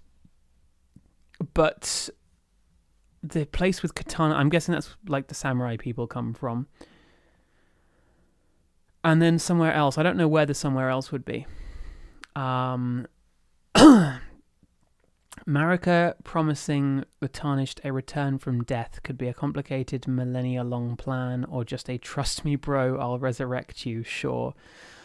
I think Marika's philosophy on resurrecting the Tarnished was basically, if you try enough time, it was kind of like Marika resurrecting all the Tarnished was kind of like if it's that whole thing of like monkeys and typewriters, right? You know, if you get enough monkeys in a room, they'll eventually type out the complete works of Shakespeare kind of thing. Marika was basically just saying, if we get enough Tarnished back in the lands between, eventually one of them will sort out the mess that I've created. And we have to remember that Marika is the one who started the Shattering. Probably. She probably started the Shattering. She did shatter the Elden Ring, but again, we know very little of what she actually did firsthand. But then again, like, why would she banish the Tarnished? Maybe it's like 4D chess politics. I think Marika was clever, but I don't think she had like psychic foresight of the future, if you know what I mean.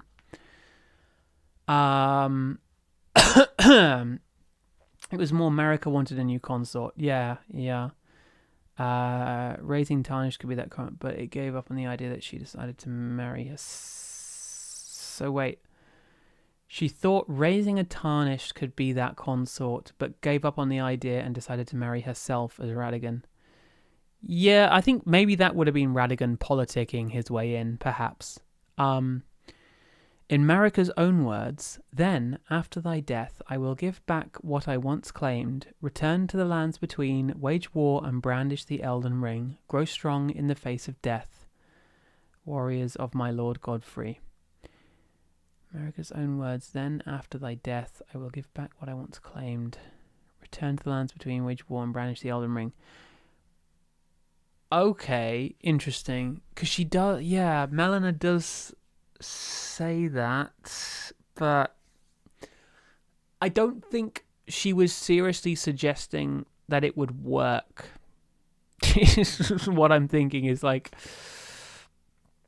I don't think Marika suggested that because she seriously thought that like the plan was necessarily gonna work. I don't know. It's so weird. The whole like banishing of the Tarnished is it's a very peculiar point for me. I think I kind of get why she did it, but at the same time I also don't get why she did it. It's yeah. Obviously, she didn't want like a bunch of warriors. She didn't want a bunch of warriors walking around the lands between. Yeah, like as you say, The Tarnished are a whole army not under the control of the Greater Will. They sort of are, because... Oh, wait, no. You're saying, like, after she's tarnished them, they're not under control of the Greater Will. Sort of. I mean, here's the thing with the Greater Will, is no matter what happens, the Greater Will wins. I think the only ending where the Greater Will loses is the Frenzied Flame ending. But even then, the Greater Will probably still wins. The Greater Will is like an entity that is... It's kind of beyond our understanding. Like, the Greater Will doesn't care about the politics of what people are doing. The Greater Will is happy as long as someone is Elden Lord. And so the Tarnished coming back to fix the Elden Ring, even if they aren't under the sway of the Greater Will at that time, they're still doing the Greater Will's bidding. So I don't know. We don't have any concrete evidence of her intentions with causing the shattering. No, exactly. We don't... We only have theory to go off. We think we know why she did it, but we don't actually know why she did it. Sorry, I think I'm behind again. So, looking at the Emperor's throne, I thought he wanted to just die after the heresy. Yeah, I probably did. Damn sounds like a statement on feminism. I have completely obliterated the context of when that was sent. So sorry, I don't know what that refers to. So Rakutamaya, I think it's less that Marika is expecting to save the world or whatever with the Tarnished, and more that she sees the end coming, similar to Rani's plot. Yeah, I think she does see the end coming. I think the thing is because Marika was in control of everything, she kind of understands when everything's going to go to shit.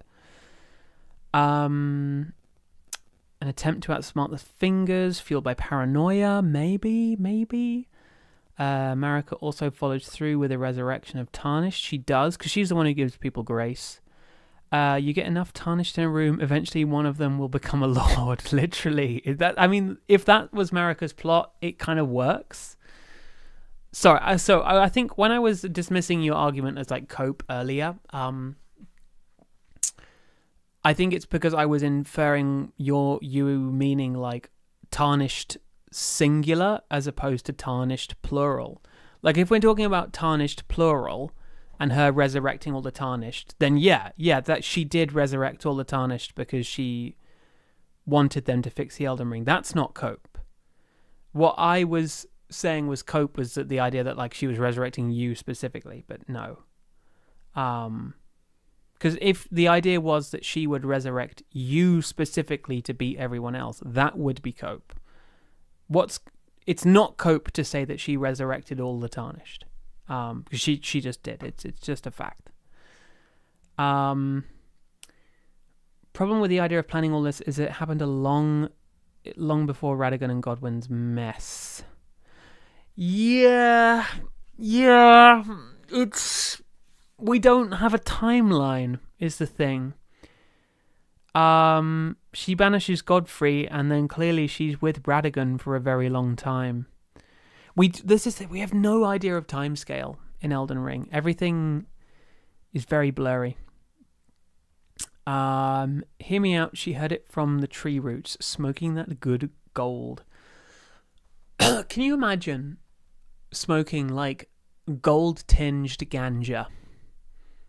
That would be... Forget, anything else. Gold-tinged ganja. That would hit on another level. Like, the things... Inhaling that grace. That's all I'm going to say. Inhaling that grace.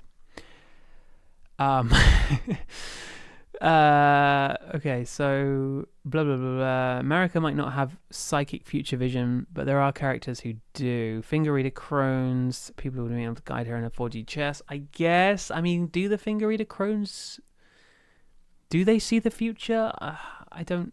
I know Rani also has like something with like her fate and the stars. Like she has an idea of where she's gonna end up, but she needs the stars to like do their thing. I'm pretty sure the greater will isn't real. Krokutamaya, how can you say such a brave thing, that the greater will isn't real? I mean, that's a theory and a half, because yeah, I don't know how I feel about that theory, but it's been an interesting one to follow up on. There's a theory that says the greater will is just a big fancy name for the Big Bang, not a creature, but I don't believe it. It makes it clear how little the greater will is. The greater will being an analogy for the Big Bang. I like the idea of it. I don't know if I like the theory. I think it's one of those ideas that like sounds good, and then you investigate it and it's not as interesting.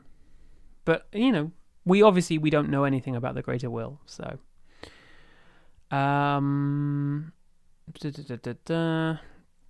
greater will doesn't care about specifics. No, the greater will doesn't care about anything. Damn sounds like a statement on feminism, was in response to Marika's lack of direct voice and people just quoting and misquoting. Right, yes. Yeah, that maybe. I don't know if that's what FromSoft do, but I know what you're getting at by saying that. That's the thing with Marika, is we never hear from her directly. Like, we only ever get people speaking for Marika. So we are very in the dark about Marika's true intentions. And Melina could just be fibbing. Radigan existed before and during Godfrey because Mesmer existed. Oh God, is Mesmer blah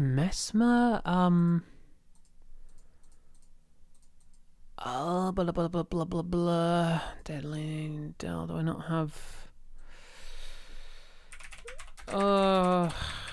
which, because I forget which one Mesmer comes from. Is he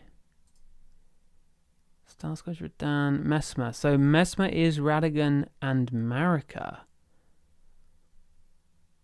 Ah, right. God, I forget that Mesmer exists sometimes. That's embarrassing. No, I sort of remember him. He's just kind of like, because he's not in the base game, it's just, he's so easy to kind of forget. Gosh, right.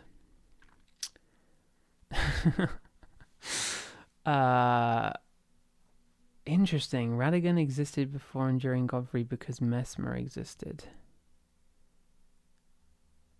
But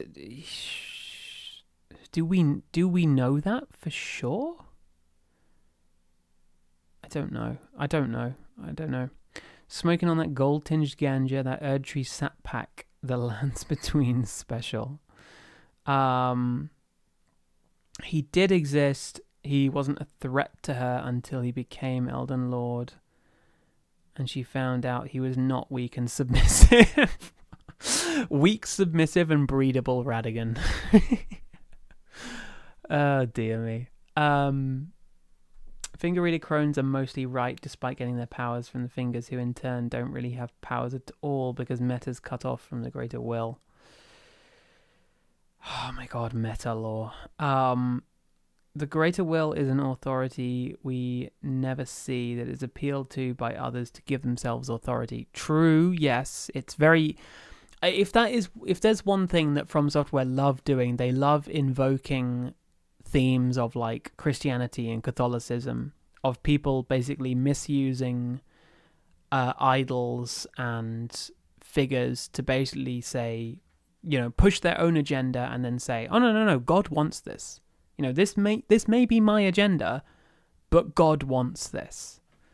So yeah, I can totally see that being the case. I think the greater will probably does exist, but maybe not in the way that we understand it. The one great was the Big Bang, and the greater will was the later Gold Beast. Krokutamaya, in that sense, it's very much the Judeo-Christian god or the wizard behind the curtain. Yeah, basically. The Manii, Mesmer and Melina, are never cleared from which father they came. Radigan is the best option because of red hair. I'm part of Radigan. Oh, yeah. So, wait, it was Godfrey who led the army to the mountaintops of the giants? Or was it Radigan? Wasn't it? I'm pretty sure it was Godfrey.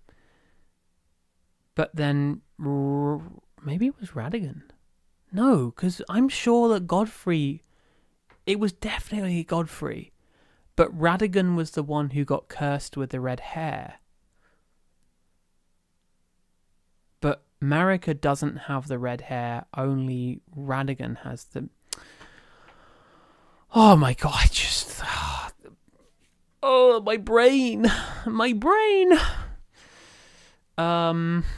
Dear me. To the Big Bang, it functions as that thing that consciously causes that, i.e. it ruptures the one great, or whatever they call it, and also ruins everything by doing so. Frenzy... Whoa. Krokutamaya, you gotta slow down. What is this? The Big Bang, it functions as Wait, what? It ruptures the one great, or whatever they call it, and also ruins everything by doing so. What are... yeah, there is way too much to Elden Ring. Like, this is blowing my socks off right now. Like, I am... I'm incredibly lost. I will admit, the one great isn't so much the Big Bang as much the universe prior to distinction. So it's kind of like... So wait, the one great is kind of like with Gwyn in Dark Souls when he started the Age of Fire. Like, before the Age of Fire, there was nothing. There was no time. And then afterwards, there was disparity. Is that what you mean? Hello, beware. Beware. I shall beware of you. Hi. Godfrey... Wait, oh, great. Godfrey guided the army. Radigan officially only appears in the Carian Wars. Yeah, so this is the thing. So if Godfrey is the one who was fighting the giants on the mountaintops, why was Radigan the one who got cursed with the red hair? I don't get that. It's peculiar to me. I don't really understand that. Because obviously Marika was not pretending, she...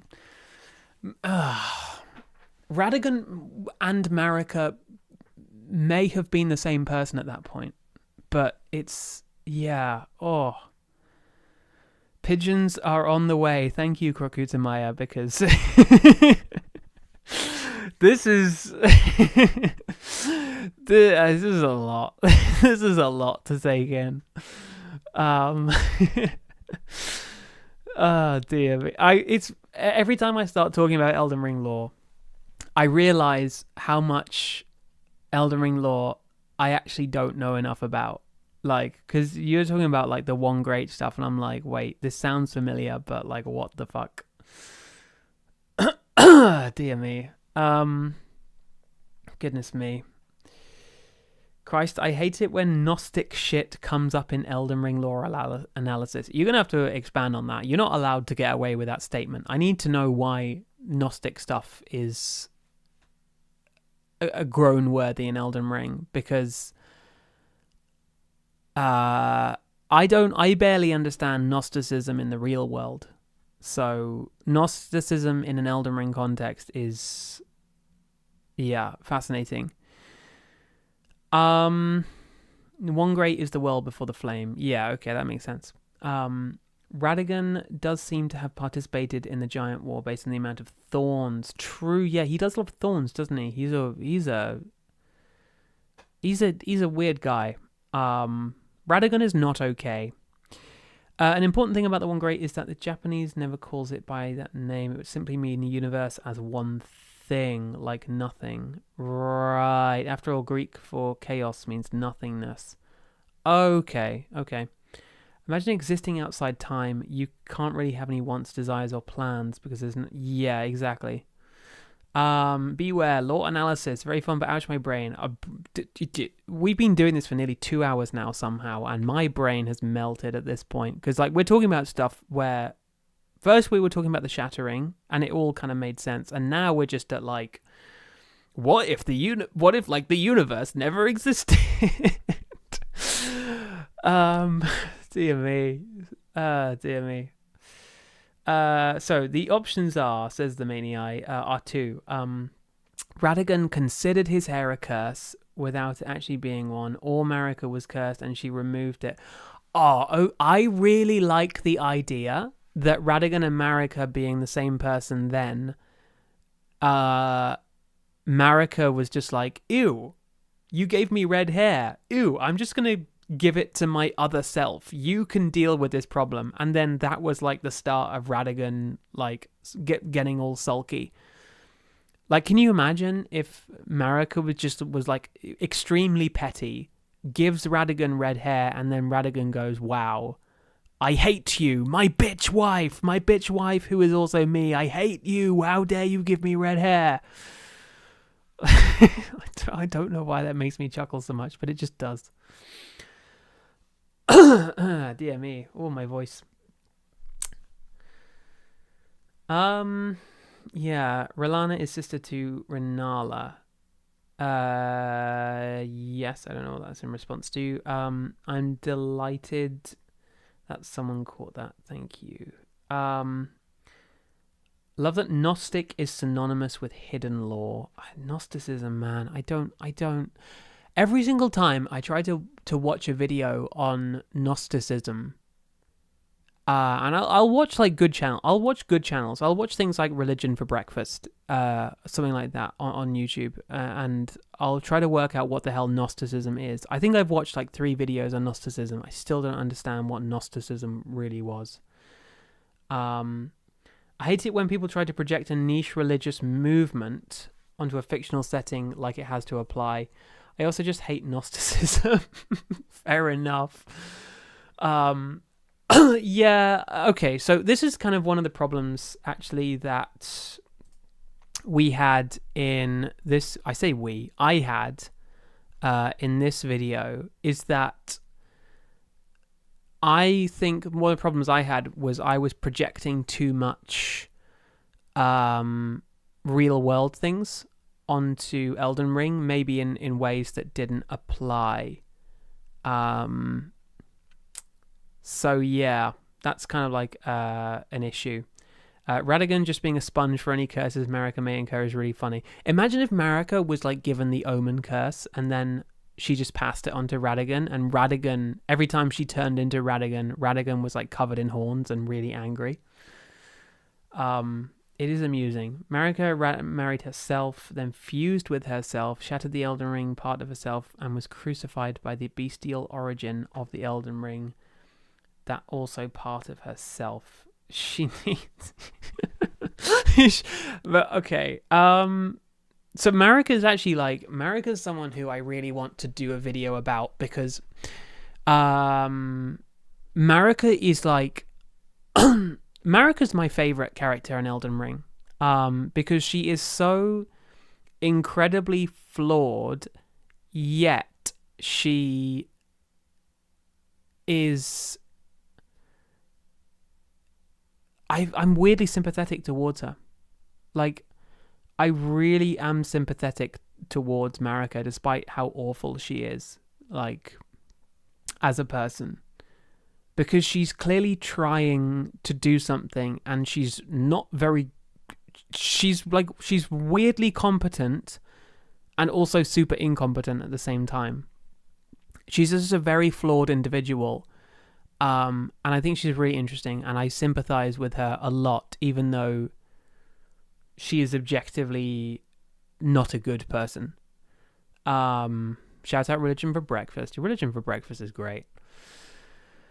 I hate it when I'm eternally cursed with red hair, and instead of my definitely better blonde hair, and so I make a new person. Oh my god! Imagine if Radigan was just came into existence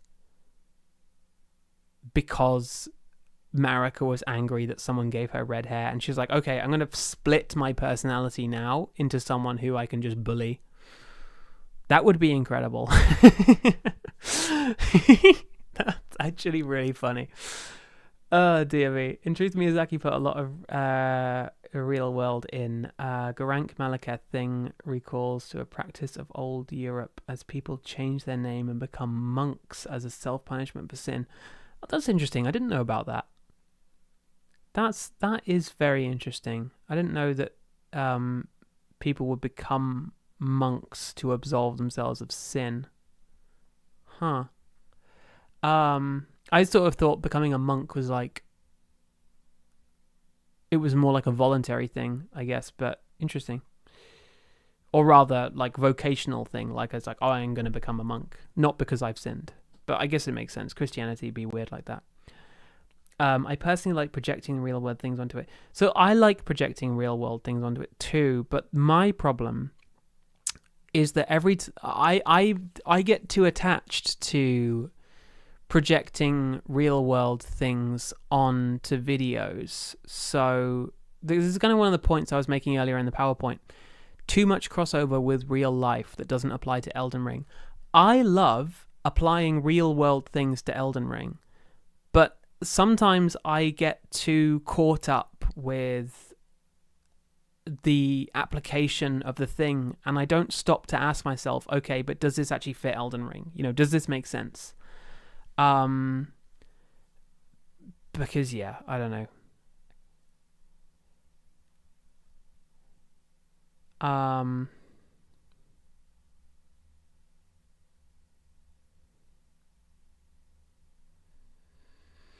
My favorite niche references is the Kingdom of Aoke, named after the pagan father god Dadaga of Ireland. Interesting. Is it? The pagan, is it? Is it?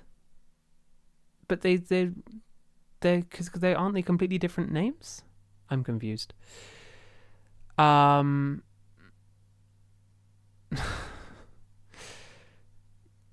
Yeah. I don't. Yeah. Projecting real things onto Elden Ring. So, I'm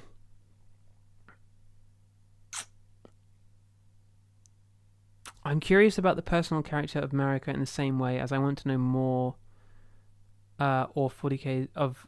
Wait, I want to know more or 40k's Ember of Mankind. How did they end up forming the core personality they're known for? At least understood to have. Yeah, we know, yeah. She's interesting. The Horn sent you about the Giant War and saw the end of that war. Godfrey's campaign up the mountain was possibly before Marika went through the Divine Gate. Did the Horn sent you about the Giant War? Really? Interesting. I guess it makes sense because Marika would have been conquering the lands between probably before she dealt with the Horn Scent, maybe. Real world. I hear the concern. I'm sometimes distrustful of that criticism in the comments, though, because the years of the no politics in games. Yeah. But, okay, so...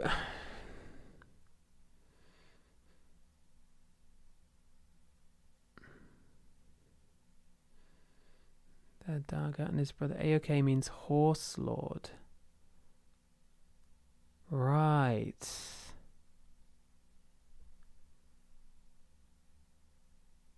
Interesting. Okay, that's cute.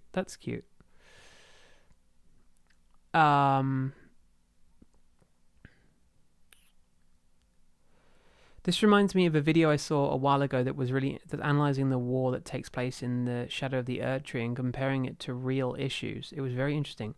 I've not seen that video before. That's intriguing. If you're able to link that somehow, that would be very interesting. Yeah, interesting. Hey, since 40k keeps coming up, sure is fun that the Emperor cut off and discarded his compassion, making the Star Child. Where else have I seen that idea? I don't know what you could be talking about.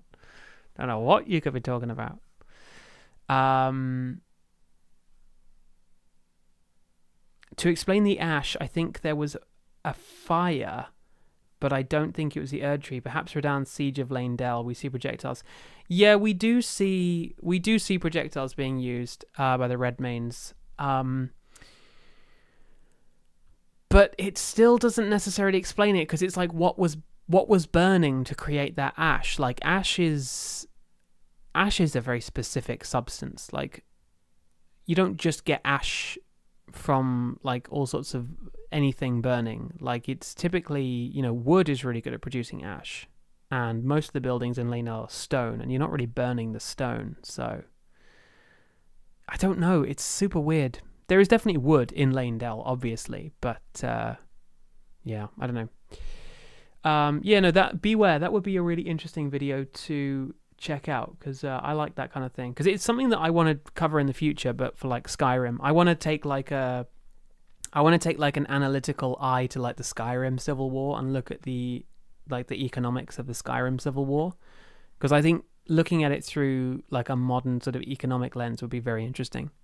It would be interesting to me, basically, and then I want to make a video about it. I don't know if it'd be interesting to other people. Or the melding of the shamans into one super psychic being. Yeah. Kind of like the Emperor, in a way. Interesting. The buildings are undamaged. Exactly, that's the thing. And even the damaged buildings in the lower city, they seem to be more damaged because of like the dragon, but it's hard to tell. They could also have been destroyed in the war. The problem with Leyndell is that the way Leyndell is presented. I'm going to go back to Leyndell just for a moment. But the way Leyndell is presented makes no sense. Like, I love Elden Ring, but this doesn't make any sense. Like, there's so much wrong with this image. Like, there are so many inconsistencies, and it is really impossible to square all of the inconsistencies, because there's just... Yeah. I just don't know. I don't know. There are all sorts of things that I'm definitely missing, but it's really weird. I don't really understand it. Mesmer's Crusade happened after the Giant War. Okay, as we have the golems with the giants' faces. And after the Godskin mess. As snakes are considered traitors. So if snakes are considered traitors, how was Mesmer able to get away with having his snakes then? That's what I don't get. As many soldiers use Crucible. Interesting. Please make that Skyrim economics video. Trust me, I want to make the Skyrim economics video. So I already have a Skyrim economics video in the works. It is... I'm probably revealing a bit too much here, but... So I have a Skyrim economics video.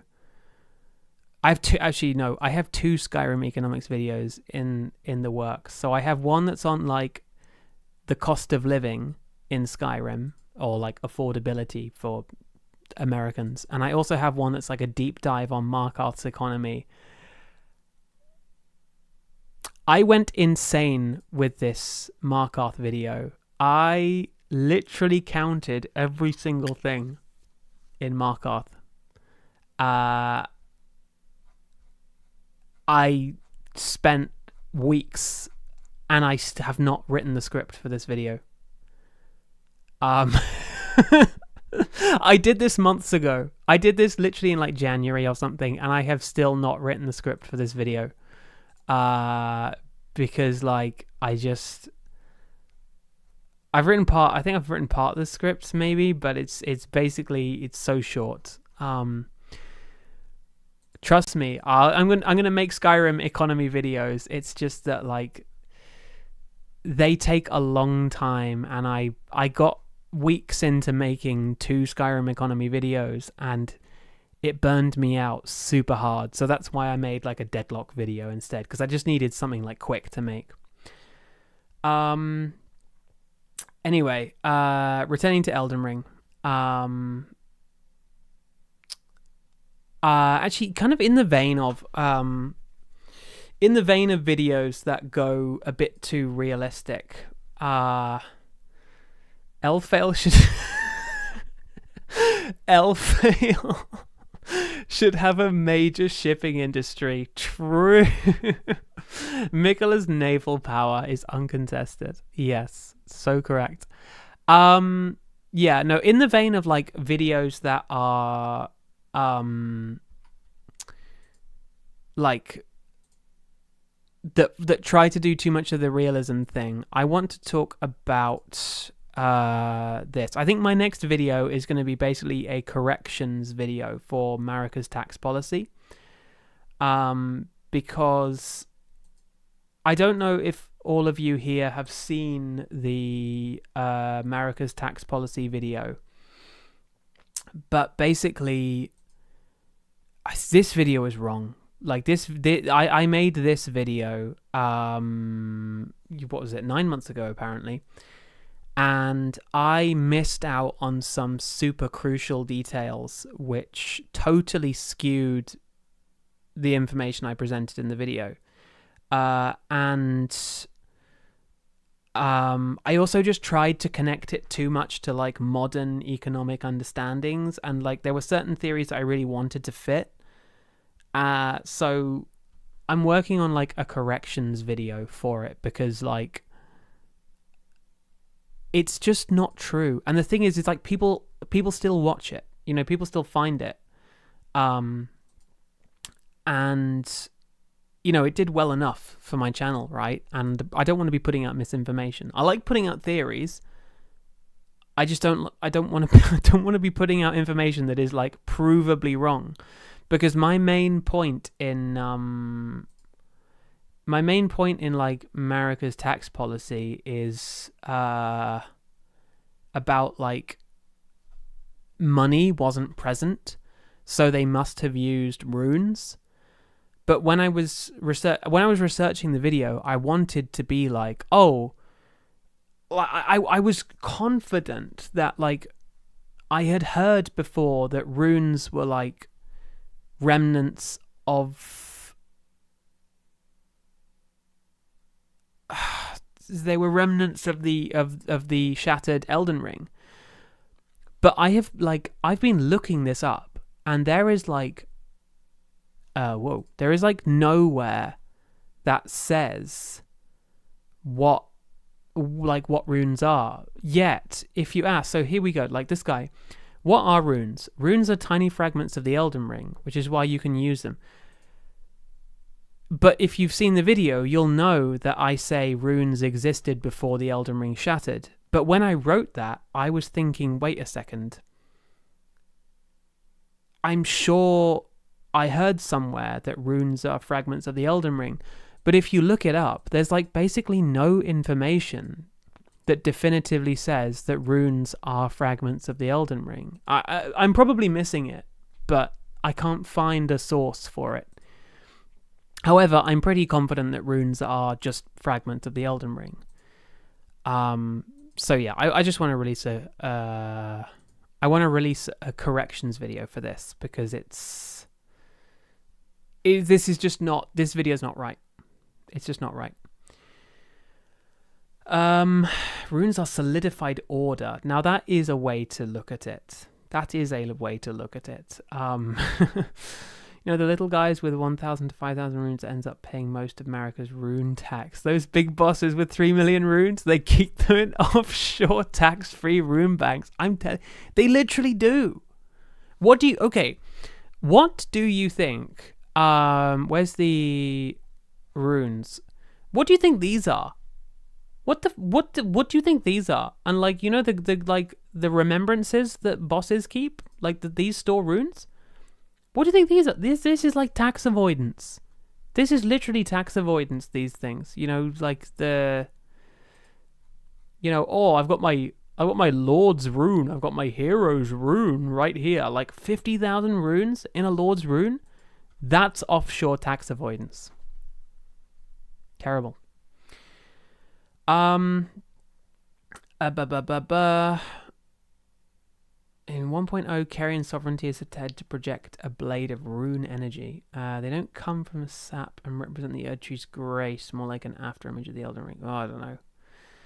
I feel like runes are a metaphor for like 8 things, and sometimes you just have to run with one of them. I saw a whole post today about how runes are actually cross sections of tree branches, and like this post goes like crazy in depth about like tree trunk cross sections, and I was like, what the fuck? I've never seen this before. I kind of like it, but at the same time, what the fuck? This is just, yeah. I don't know. Yeah. Dear me. Lingering trace of gold. We're giving people grace we've collected, and they're just keeping quiet while we give them like immortality juice or something. So this, okay, so grace was the thing that led me astray in this video, because when you read about grace and runes, it says Newman's rune, grace that dwells within the inhabitants of the lands between. I assumed that because Marika was capable of giving grace before the shattering, that runes were tied to grace. But it seems that runes were only tied to grace after the shattering, because runes didn't exist before the shattering. So yeah, as funny as saying you only pay capital gains tax when you use a rune, I stashed all my wealth in Newman runes. The problem is it doesn't actually track. Like, this video is wrong. Because if runes didn't exist before the shattering, you know, you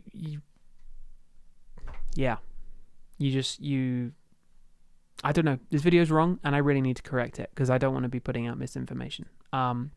I do like the premise of like making a video that uses modern economic analysis to look at Elden Ring, because I think it's funny, you know, like the idea of applying something like GDP to Elden Ring, you know, grace domestic product, which is a really good pun that I'm never going to use in a video because it's not relevant. Shit, no, I really want to use grace domestic. I really want to use grace. I'm going to write that down. I'm probably never going to use it. I like that as a, like, instead of like gross domestic product, grace domestic product is amusing to me. Grace is less definable than order. Runes control the order of reality. Okay, now you're getting into like the super metaphysical, like, I don't know, man. I don't know. Runes, especially big one, remind me of eyes. It says grace resides in the eyes. Yeah, so like this post was basically saying that just because runes, or grace rather, lives in the eyes doesn't mean that grace is an eye, if that makes sense. Like, it lives in the eyes, but it that doesn't inherently mean that it is an eye. I'm getting like trypophobia looking at some of these holes. It's weird. I don't even get trypophobia properly, but it's like, bleh. I don't want to see like holes. Holes are weird. Anything could be in a hole. Not every hole is a goal. Which actually kind of brings me back to the door video, right? So I'm gonna expose my analytics page very briefly. You're gonna get a peek behind the curtain at my analytics right here. This video, there was easily my most controversial video to date. So, for example, like America's tax policy. America's tax policy was a fairly popular video for my channel, and has been reasonably successful. Like 5% click-through rate is pretty great. Like, you know, nearly 11,500 views, pretty great. And despite the fact that the information I give in this video is probably wrong, it has like a 96% like to dislike ratio, which is, it's just average. It's fairly average. If we go to the door video, which is, you know, kind of still gutting out there, this video is like, this video is way more controversial. Like, this video has a 90% like to dislike ratio, and that, like, that's bad. That's really, really low. Like, that's 1 in 10 people who choose to interact with the video dislike, which, as you can see, the channel average says 96%. Now, part of the reason that people dislike this video is there are certain individuals who took issues with me in particular, but there were certain people who mostly they didn't like the theory, you know, and that's fair enough. You know, I don't claim that the theory is like perfect, but I just thought it was really interesting, because the fact is this video has done reasonably well, but people just did not like it. And if I go to the PowerPoint, so I've got a slide here that says not everyone bought into the theory, because this is like, fair enough, you know? I don't think everyone should believe a theory video. Like, there's a reason why my door video is a theory video. I'm not claiming that this actually happened necessarily. I'm claiming that this is my idea of what happened, and this is the evidence I'm putting forward. Not everyone liked it. So I get past the fucking brilliant comment. So yeah, this, I've kind of got this slide here, which basically shows, I made this PowerPoint yesterday, but it basically just shows, yeah, this video has been like one of my better videos on the channel. However, it still can't beat Nernroot video. This video, I'm chasing this Nernroot video like crazy. Like, I want this level of success again. This Nernroot video, this is incredible. Like, crazy good, like, watch time and such. But that's not really the point. So here we go. It was controversial. Yeah, people did not like the video. They clicked on it, and a lot of people dropped off. And one of the main areas that they dropped off was when I first appeared in the video, which, you know, I attract a number of bigots. I get that. You know, I've read the comments before. This is not new to me. But I also think it was a problem of my own making in a way, because I don't appear in the video until like 1 minute and 30 seconds in. And so I appreciate it is a little bit of a jump scare having me like appear 90 seconds into the video when I've just been a disembodied voice beforehand. So that's probably something I could work out. But it's weird. Like, this video has done reasonably well, but like, it's just like really controversial.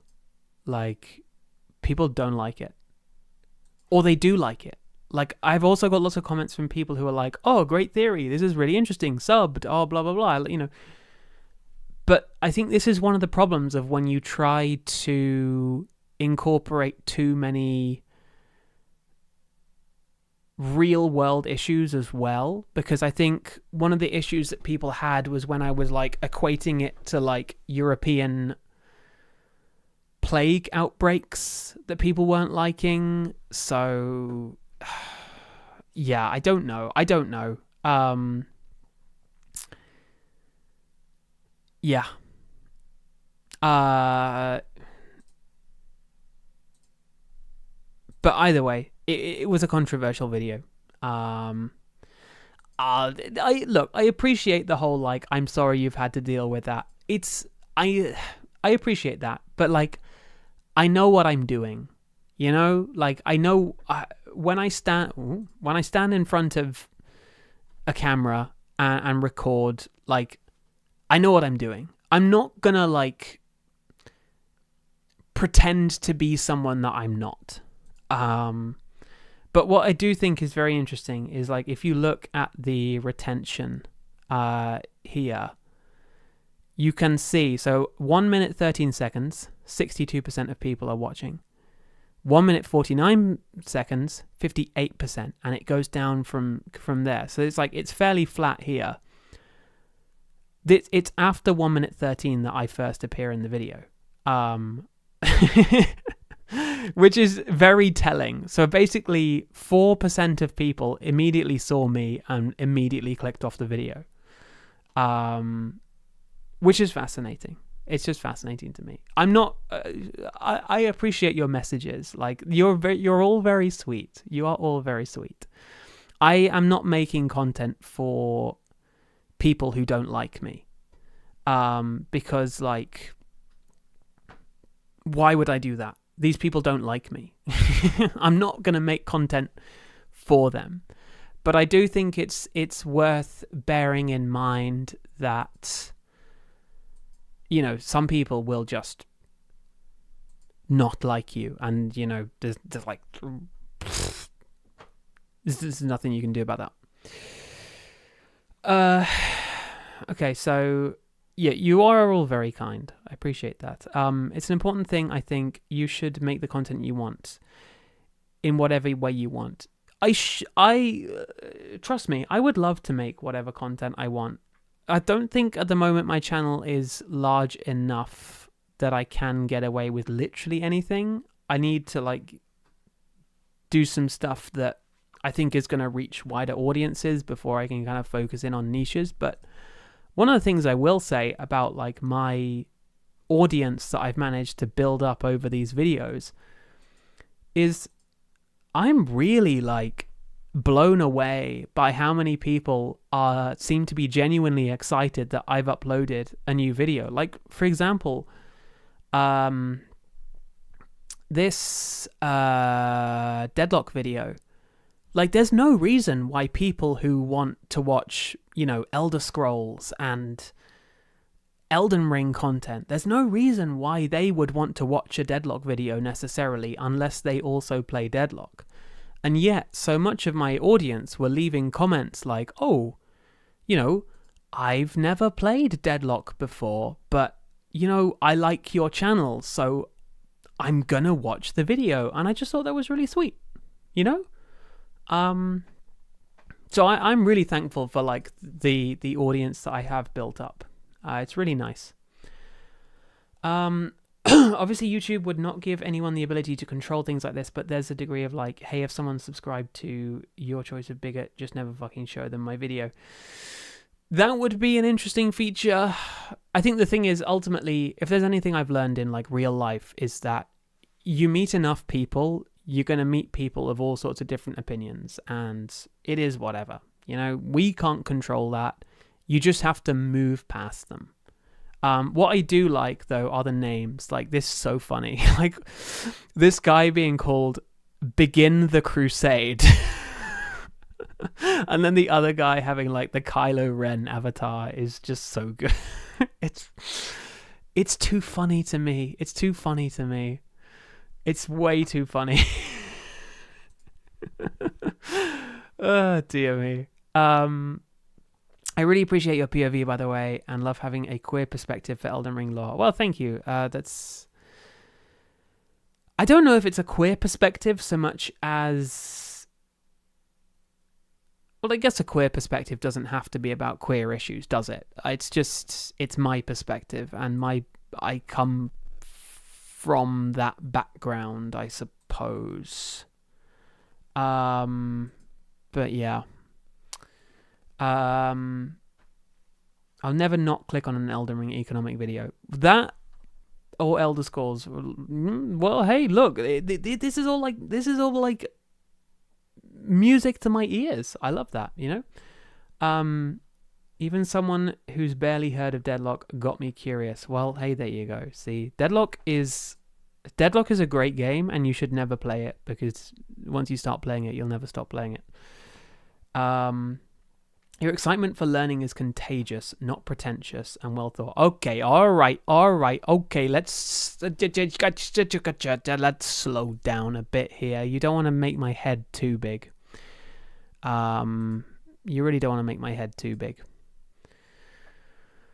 Not the Crusades. I know. The Crusades comment, like the Crusades name is like that just had me. And then I had a slide after all of this. It was going to be when we started talking about theories, but we got into the theory talk way earlier than I was expecting. So now you get some kitties. So how else to say? All the other lore YouTubers I follow are straight men. Hey, well, you think they're straight men, right? You never know. So, Smuff Town could be... He could be he probably isn't. He's probably straight, but, But I appreciate that. Evelyn, some people just have no personality but being hateful bigots. I argued for an hour yesterday with a man who was wait, what? Who was butthurt. Oh, sorry, yeah. Butthurt that Zimbabwe is no longer under colonial Rhodesian occupation. That's a niche and a half. People do be liking some funny things. Glazing imperialism is definitely a stance to have. Dig Dug inflates your ego. There are a lot of queer Soulsborne people who just aren't very loud about it. Yeah, I think so. This is the thing, is like, so From Software content in particular, like Elder Scrolls is one of those things where it's a bit more obvious that like Bethesda are trying to include / pandering to queer people with what they do with Elder Scrolls a bit, and well, more like ZeniMax, I guess, with Elder Scrolls Online. But with From Software, like, queerness is not expressed in From Software in the same way that it is in, other media. Like, I mean, for example, you have like Promised Consort Radahn and Mikola, which is like, that is an insane pairing, but it's like not really queer. Like, do they love each other, or is it just like a convenience thing, But that means that the community around From Software games can be quite sort of isolated from like other opinions, so you do get plenty of people who like From Software games who are, your classic Crusader enjoyers. Yeah.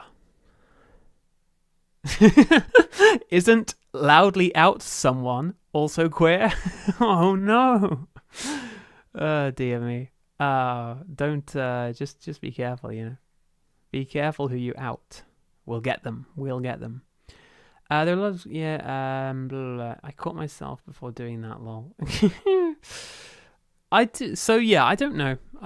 I'm quite sure there are lots of queer like From Software kind of aligned people who are out there. I just don't really know many of them. Interesting, the Japanese euphemism for bisexuality is called being a dual sword wielder. That's That's incredible. Japanese media doesn't really pander or particularly celebrate queerness overall.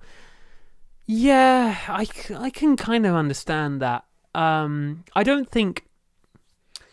I think that From Software's storytelling and From Software's game making is very divorced from like a Western studio's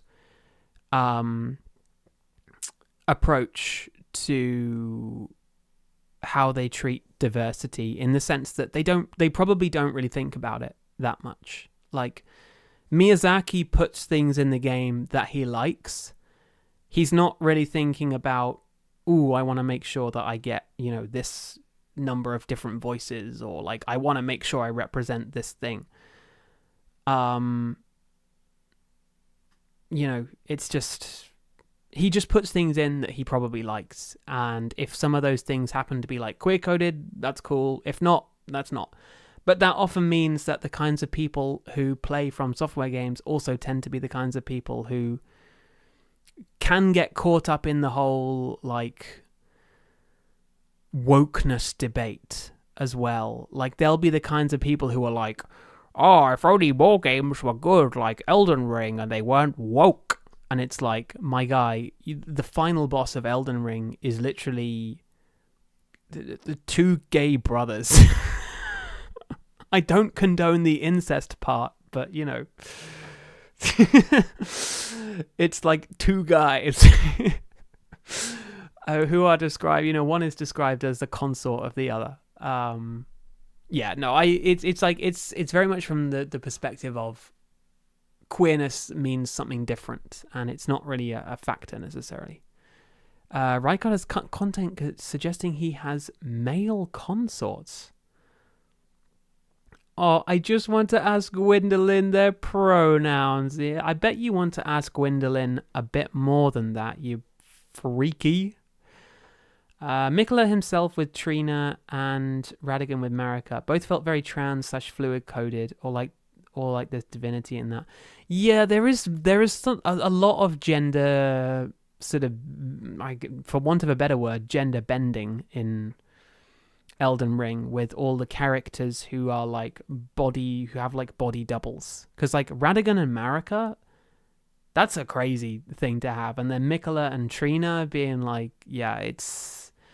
And obviously the Gwendolyn archetype in Souls games is really interesting, with like the feminine man who is dressed up as a girl, who, routinely appears in From Software games. It's very interesting. Two bros chilling in a hot tub, 5 feet apart because they are not gay. They're gods, so it's okay. What? They're gods, so it's okay? Oh, they're gods, so don't worry. If they do a little bit of quiet bit of, family buggery behind Marika's shed, oh, that's okay. I'm not sure about that.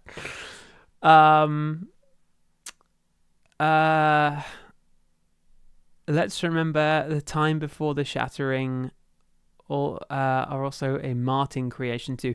Yeah, and obviously George R.R. Martin loves exploring like the trials and tribulations of gay characters in medieval settings. So he could definitely have a hand in that kind of thing.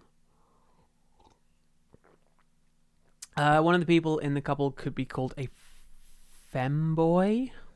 Yes. Twinks, incredibly queer-coded. Love-struck knight carrying her commander to safety after a fight, queer-coded. Feet, Tarantino-coded.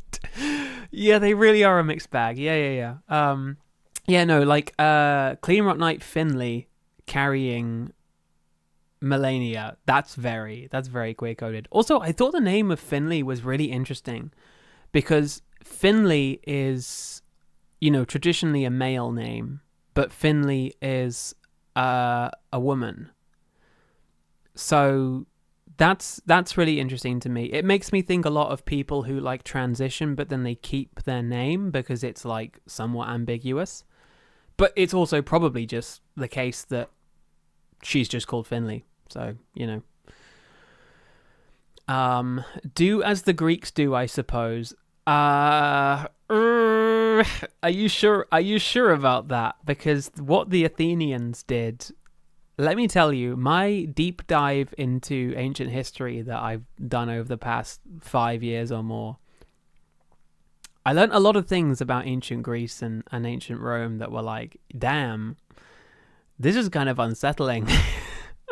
Like when you read like accounts of Spartans giving their opinions on what Athenians do, you're like, yeah, those Athenians were not okay. The rebus is a being with male and female aspects and a direct alchemy reference. Yeah, being a union between the Red King and Pale Green. Yeah, I need to read a lot more into the alchemy stuff because I've heard people comparing Marika and Radigan to like the alchemical stuff, and it is very interesting, but I know like nothing about alchemy, so I've really gotta, really gotta look into that. Hythen in looks not ... most anything else, of course. Just realized how that could sound. Yes, yeah, be careful what you say about like idolizing Greek approaches to sexuality, because the aesthetic of it, beautiful. The reality of it, I mean, like Greek homosexuality in like Greek mythology, wonderful. Homosexuality in like Greek reality, it has its off days, shall we say. Odin bedded himself with 7 giants and created one single god, Heimdall, from 7 mothers. Gods are strange. Gods do get a bit of a pass to do some odd stuff, I guess. That's true. Okay, Hythen, yes, that's the goal I was referring to. Zom, immortality, living philosopher's stone. Damn bros, you live like this. Who? What? Huh? Joke, of course, I love the alchemy, blah, blah, blah, blah, blah, blah. White suburban mother voice. This is my daughter, this is my daughter, Finley. Proceeds to write it out in the most convoluted way. Yes. I meant Micolatrina, not the Greeks. Oh, well, I mean, either of them. Like, Mikola is one of those people where it's like, oh my god, I made a fucking joke about Mog beating the allegations in the door video, and I did get at least one comment that was like, I can't believe you would say Mog beat the allegations. I immediately stopped watching the video, and I'm like, my god, I'm joking. Of course, it's not like, I know Mikola is a child, and the people who like think that suddenly because Mikola is an adult when he comes back from like, they're like, oh, Mikola came back from the thing, so now he's like not a child, so it's okay that I can, it's like, okay, a bit sus. Yes, it's a joke, but we don't all like those things. Oh, the Greeks, right? Yeah. No, the Greeks lived in some funny ways. There's loads of visual alchemical references to draw from, like a red lion swelling the sun to represent iron rusting. Many people did. The eclipse. Okay. I always assumed the doors were sealed from the outside by the guards because of the putrid corpses. Yeah, I never thought to connect it with Seedbed Curse. Very clever. I mean, okay, all right. Stroke my ego. Why don't you? Thank you. Yeah, it's okay. So, yeah, the corpses are an interesting one, because I connect them to the sort of the Dung Eater, but rather like I think the Golden Order slaughtered those people. I think the evidence is very clear that the Golden Order slaughtered the people in Lower Lanedell, because we get like actual visual proof of that. Where are we? Lower Lanedell. Shit, I'm trying to find the corpse mounds. Oh my god, how can I not? I feel like I'm blind right now. Here we go. Here's some corpse mound footage. But like, yeah, this was definitely the doing of the Golden Order. Like, the Golden Order definitely killed all of the people. I sort of connected it to the Dung Eater because of all the corpses we find around the Dung Eater's room, which is curious. There's a... Okay, this is not the shot that I'm looking for. Here we go. This is the shot I'm looking for, because you've got like the swords and the spears like dug into all the corpses. So this is very much the doing of like the Golden Order, I think. Probably, I think. Blah blah blah blah blah.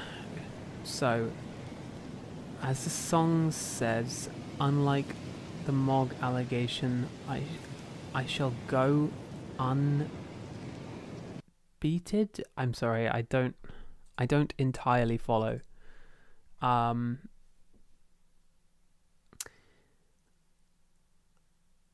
Mog was sacrificing people to the Formless Mother to build a blood lake in his secret underground cave lair long before getting charmed by Mikolai.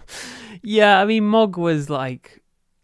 Mog was never perfect. People who were like, nah, Mog's the good guy in all of this. Like, no, not really. Like, Mog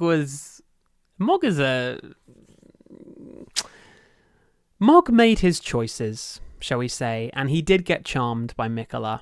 But even before he was charmed, he was into some weird shit.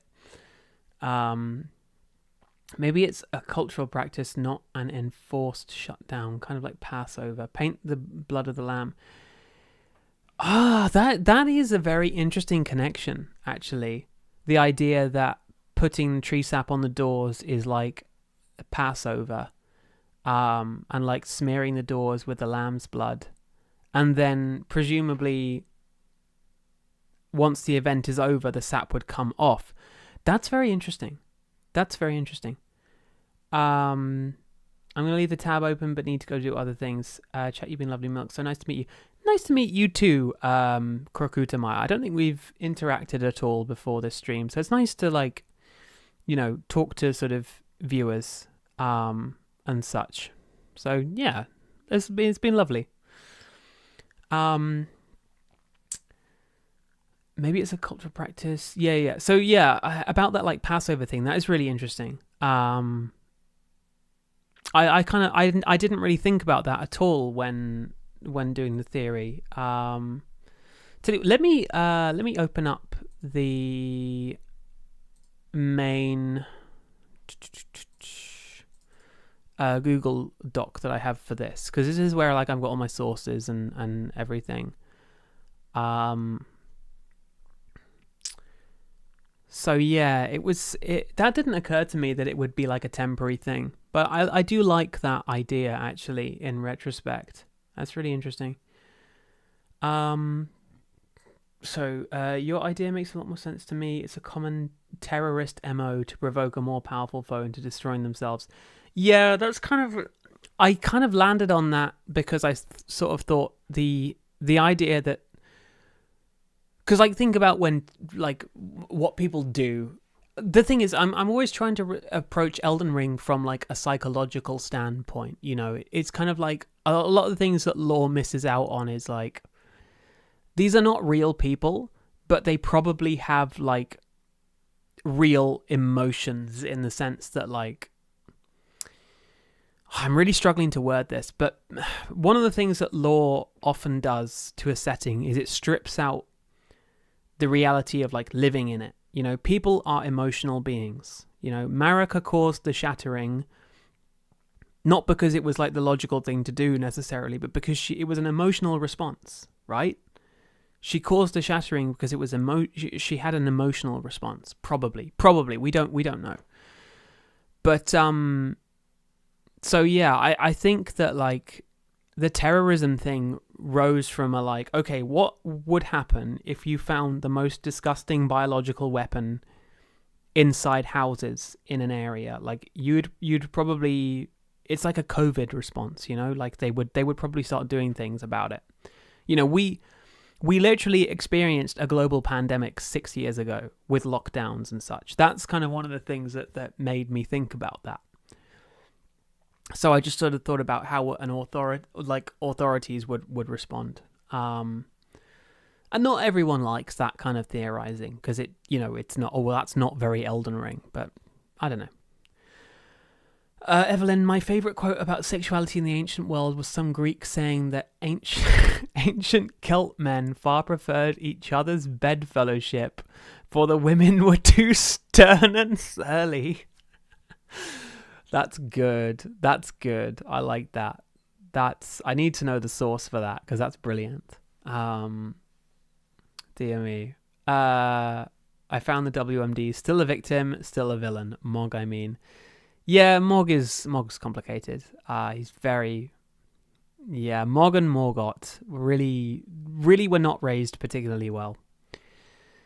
Or maybe they think the sap wards away the dung eater. That's the thing is, so that the whole like tree sap warding away the curse is like, I think it's a thing that works on like multiple levels because I think the tree sap like literally could ward away the curse. I think it physically has a power to it that helps ward the curse away. But I also think that the belief by the Golden Order that it wards away the curse is like way more important. And that, you know, people believing that tree sap has the power to ward away the seedbed curse and the Golden Order, Freudian slip, and the dung eater is way more important because people take solace in feeling safe and secure. You know, you want to feel secure. You want to be like, ooh, okay, this is, you know, I've safely locked away this building. It's safe from being desecrated. And if you do that, you eventually, you know, run out of places that you can realistically live. And the Golden Order becomes paranoid and turns on itself. It reflects the real world.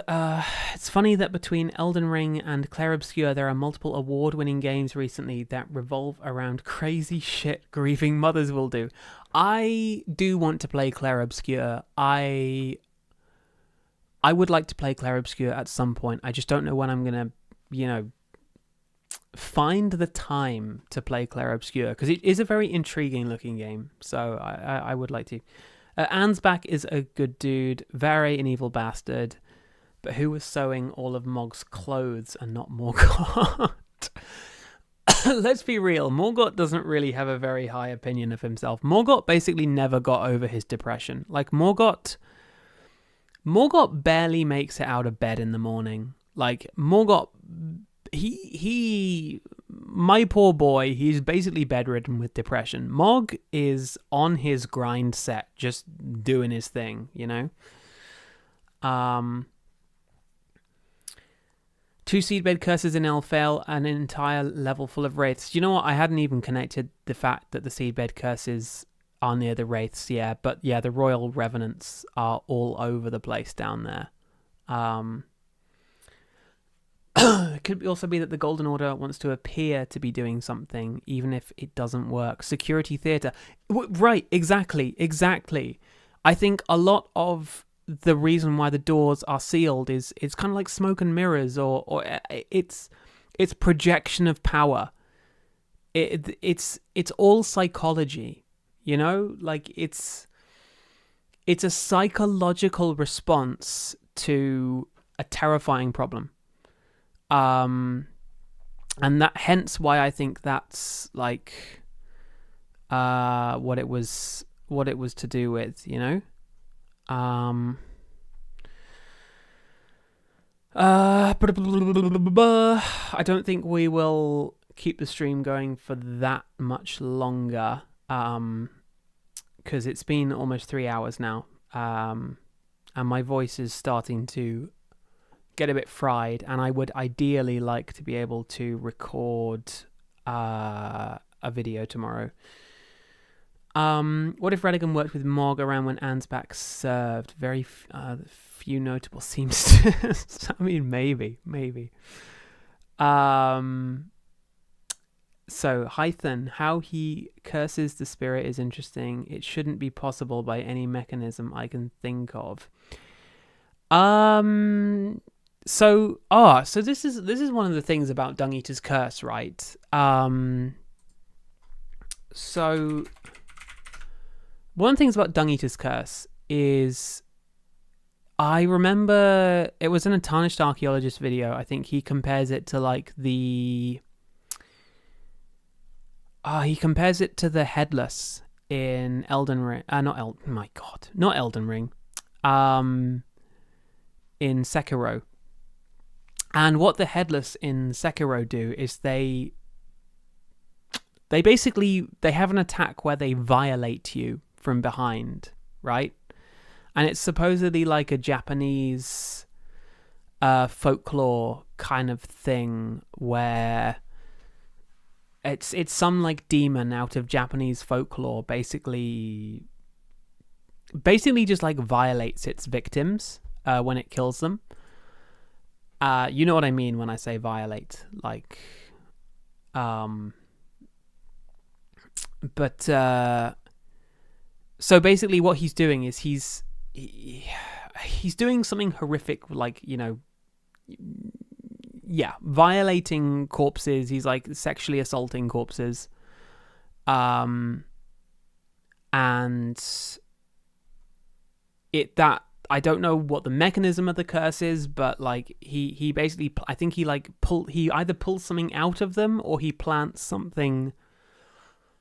He plants something in them, which then like he plants something in them, and that gestates into the seedbed curse. It's the Kappa.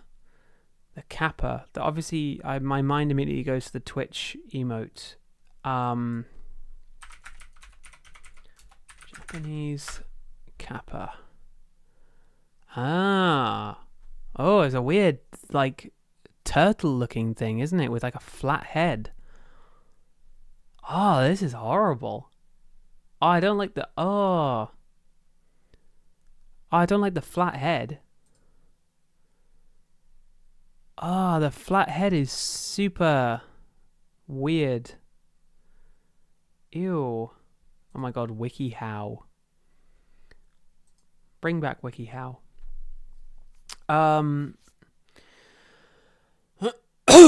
Morgoth clearly doesn't shower. Do you have any interest in doing straight up character analysis? I do have interest in doing character analysis. I actually have an entire... I will probably do America character analysis at some point. I have an entire formula planned for some character analysis videos that I'm not going to spoil. It's very experimental, but safe to say it will be... I have a style of character analysis video that I'm working on. I'm workshopping at the moment, which you have not seen very much on YouTube, and I hope will stand out. Put it that way. I'll probably do a couple of normal character analysis videos, and then I might do some ones. But let's just say I've got an approach that I hope will be interesting, and that won't just be like guy talks into mic about person for 40 minutes. You know, I want to do interesting things. I want to make videos that stand out. I want to be different with things. Yeah, they suck the soul out of the butt, which is delightful. Yeah, the soul ball, that was it. Cooper comes from Kappa? Seriously? Oh my god. That explains it. Ancient Japanese Twitch emote. It's concave and holds water, so that's what that image is about. This thing is disturbing as hell. I don't like it. Yeah, the ancient Japanese Twitch emote, it's concave. I think you were meant to trick the Kappas into bowing so the water would spill out of their bowl. Oh, that's freaky. God, Japanese folklore is super unnerving. It's very, very creepy. Yeah, it's the soul of an omen without being one. That's interesting because I I kind of take that meaning to be like when they say he has the soul of an omen, it's more like spiritually he's an omen. Like he feels like he's an omen. In a way, like Dung Eater is also another very trans-coded character. In the sense that he really, really wants to be an omen. Like he's very dysphoric about being human. He sees himself as an omen, and that like body dysmorphia leads him to associate with the omen. I would love to hear anything you've got about the ending of the DLC and how it was Mog instead. Wait, what? I'd love to hear anything that you've got about the ending of the DLC and how it was Mog instead of Godwyn and Radahn. Oh, sorry. And how it was Mog instead of Godwyn and Radahn instead of Miquella. You're going to have to clarify that.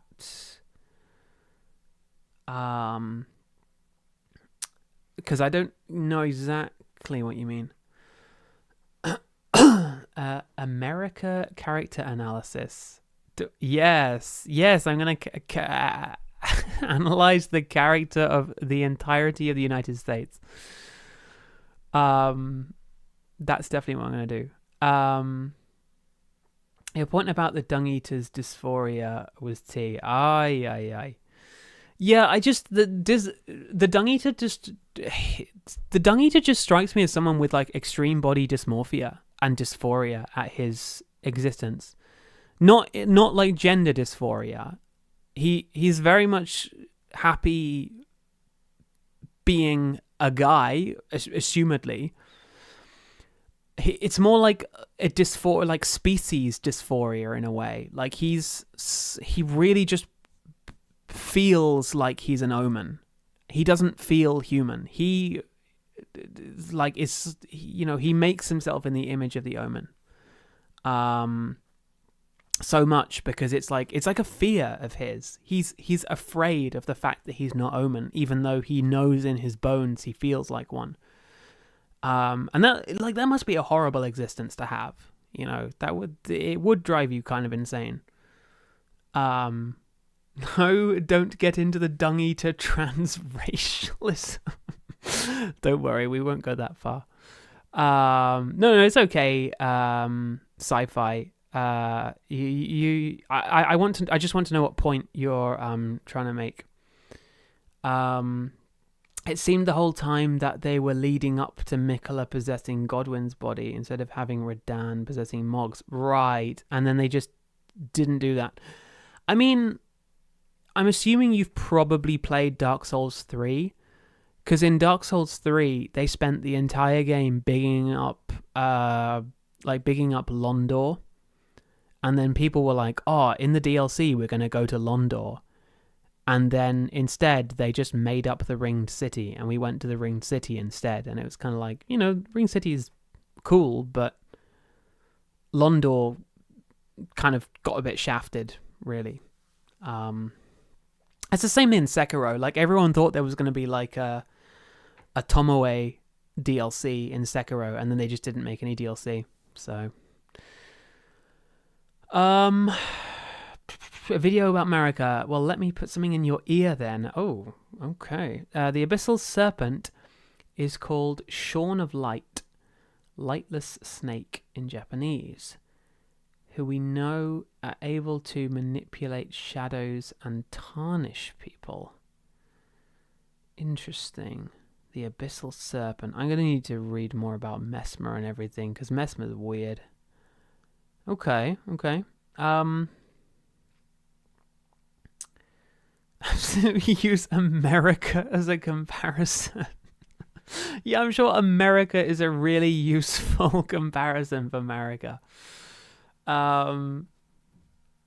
Okay. But he misunderstood what omens are. Wait, hang on. I feel like I've missed part of this comment. No, I haven't.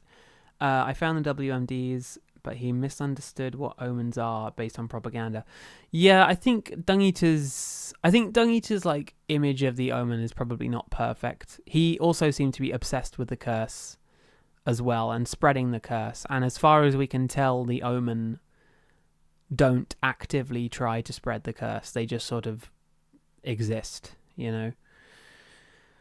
It's like existential dysphoria, getting sent to the wrong afterlife and getting pissed at its god. Yeah.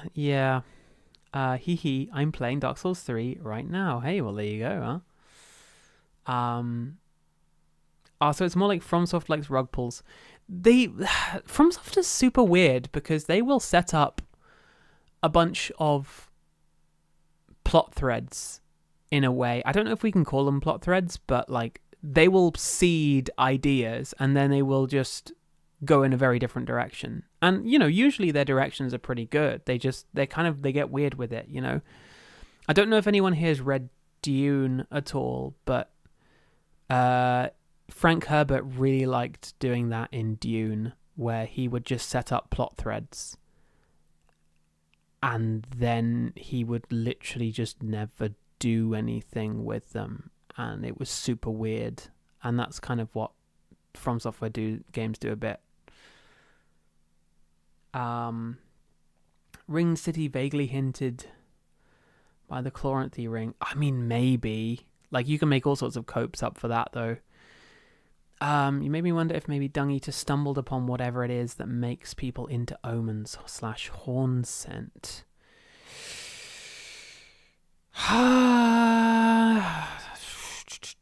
Maybe. I mean, obviously he was capable of cursing people, so he very much had a successful mechanism. You know, he created the Seedbed Curse, and as far as we know, the Seedbed Curse works. So I think that was also part of Dung Eater's like tragedy, is that he could make other people into omen, or rather he could make people's offspring into omen, but he could never make himself into an omen. And I think that was part of what drove him insane. Marika and Merika do share founding a new order on religious extremism and genocide. Yeah, I mean, I think if anything, the founding fathers were less religiously extreme, but they're also a kooky bunch themselves. The Dung Eater is an edgy contrarian who likes something just because someone said it was bad. Okay, right. On the topic of edgy contrarians, I really want to look into Shabriri more, because Shabriri to me is like Elden Ring's biggest chud, you know. It's been a long time since I've like looked at any Shabriri lore, but the idea of like, oh, my life is sad, everyone should die, is kind of like, that's chud talk right here. Like, this is like, yeah, bro, no, you are not okay. Oh, this is cute. This is cute. Yeah, like, it's such a chud move to be like, wow, I'm sad, let's kill everyone. Now they were Puritans. I guess the founding fathers were. I don't know enough about them, to be honest. I mean, a lot of the things that they wrote definitely implied that they were maybe. I don't know. I'm not American, so, you know. Burp, burp. Dung Eater's armor is styled off an omen shorn of horns. That's true, Zombified. Yes. Because he has like I think Dung Eater really likes LARPing as like a downtrodden omen. Like, he really likes LARPing as like the kind of omen that's been beaten and brutalized, and he then lives his life in a way that he thinks will lead up to him suffering the same. So yeah, that's true. Dung Eater is on the long list of FromSoft characters who need therapy. It's funny you should say it like that, because when I talked about doing character analysis videos, let's just say therapy's involved. And I will say no more. I'm very curious about what the transition between Hornsent and Omen was. As far as I know, there was no transition between Hornsent and Omen. The Hornsent and the Omen are different. The Hornsent basically cursed Marika and like the royal family with having the chance to produce Omen babies, basically. And that the Hornsent and the Omen are actually just separate entities. He's the ultimate antinatalist. Shabriri, a smug little shite. Frenzy build. Shabriri, the chud of Frenzy. Shabriri is the chud. Like, Shabriri is like he's the biggest fucking chud in this game. Like, wow, my life is so sad. No one else should be able to enjoy anything. Like, come on, man. Like, just stop being miserable. Just snap out of it. Like, it's you know, I love the Frenzied Flame thing. I really like everything associated with the Frenzied Flame thing. It's one of my favorite aspects of like Elden Ring. It's such a cool part of Elden Ring's lore, but that doesn't mean I agree with it. You know, I think the Frenzied Flame is a really interesting philosophy, but it's also just one that's very, very clearly wrong.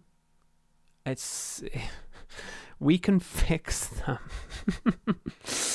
The Dung Eater is the meme of that kid with the boot on his face, but the boot is on his own hand.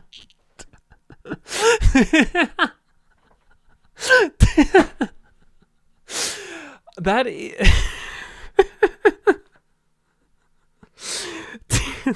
That's very true. I like that image.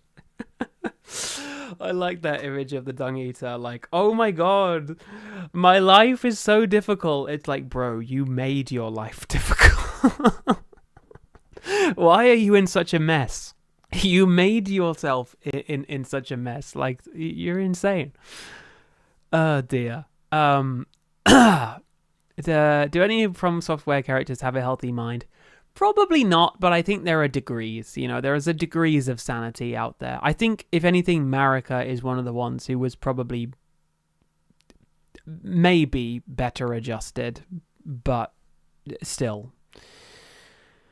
But like, I feel Omen are just Hornsent in a society that hates Hornsent, and Hornsent are Omens in a society that likes Omens. I think there is literally a distinction between the two. I'm pretty sure the Hornsent are a different people to whatever like the Golden Order people are, and that I'm pretty sure the Hornsent just cursed the Golden Order with the Omen. I think because it is literally called the Omen Curse.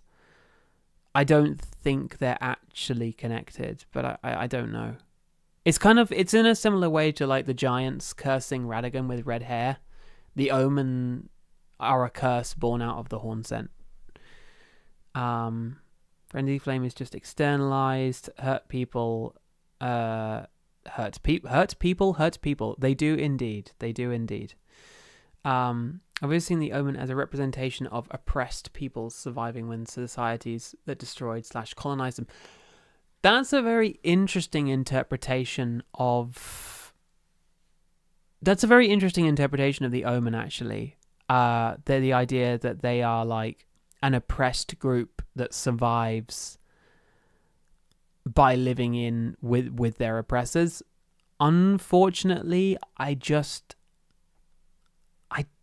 don't know if the law supports it. I guess you could make the connection that the Hornsent saw cursing the Golden Order with the Omen Curse as like their way of leaving their mark on it, but I don't. It's. I think it's somewhat flimsy, unfortunately. I like it though. It's a nice one. Yes, you made your life difficult on purpose. You just like complaining. It's very Dung Eater coded. Hugh, Pre-Dementia, and Roderica did okay. That's true. Roderica is genuinely seems quite nice. I'm interested in the symbolic value of gold and yellow in regards to the Golden Order and the Frenzied Flame. Like, gold is just yellow metal, so yellow is like disillusionment with gold. I mean, that's like, I'm guessing if you're leaving a comment like that, you've probably seen Hawkshaw's color theory video.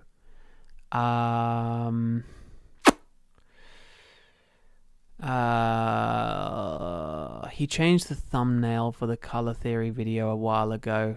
Oh yeah, here we go. Yeah, he's adopted a bunch of like Van Gogh style thumbnails recently. It's quite intriguing. But in case you somehow haven't seen the color theory video by Hawkshaw, I thoroughly recommend this because it covers so much of like the color. So I haven't watched it in a while. I think I watched it probably a couple of years ago, but it's incredible. Because you're right, there's a clear relationship between like gold and yellow. So yeah. You might be right on the Hornsent / omens. I miss details. No, I don't. Okay, so Sci-Fi Psycho, when you say that about the omen being Hornsent who live on through the Golden Order, I don't think you're technically wrong. You're like, because you could say that basically if the Hornsent realize they're going to die, maybe they would want to curse the Golden Order with the Omen Curse so that their people can survive in some form.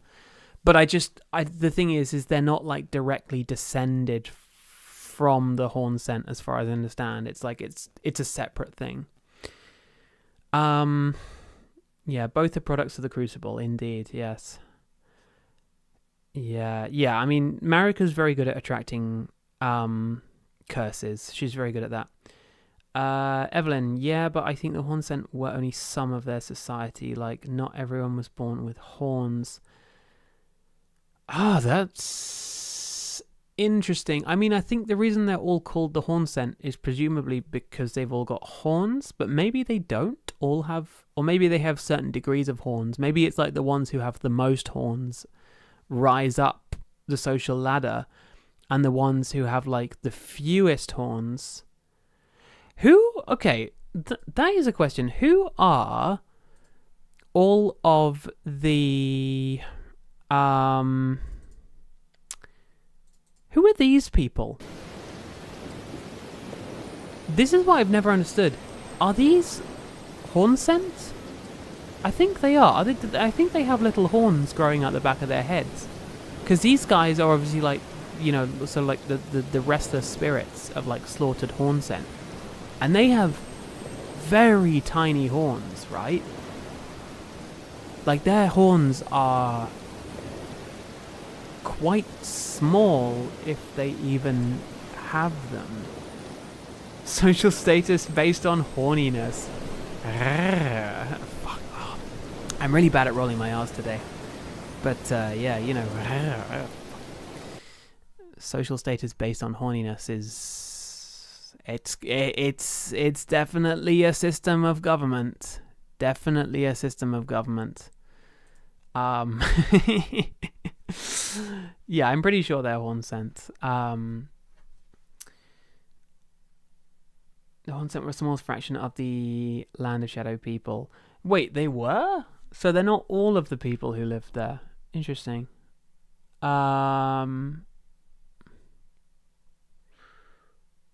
Interesting. Zom says frenzy is gold plus the red of the wound. Wound-loving, formless mother. I mean, I potentially. There's obviously lots of red in there too. I mean, maybe.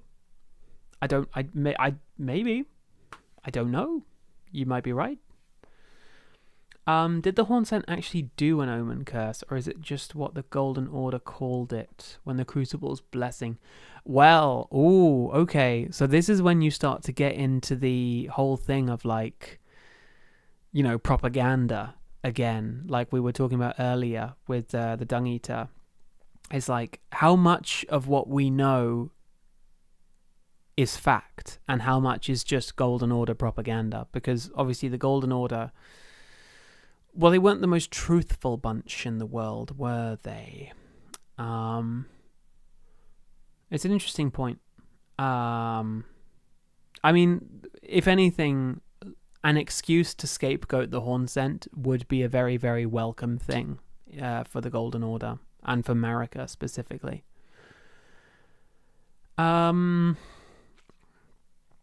I get the horn scent that had the good luck to grow horns in a way that's not intrusive or painful, unlike the omen.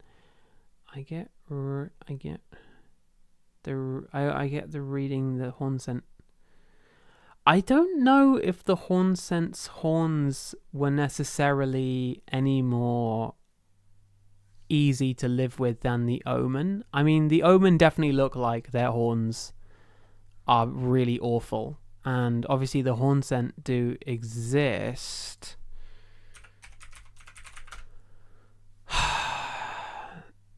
This guy's really annoying because we can't see his face. Like, we can't see any of his head at all because he's got that disgusting hat.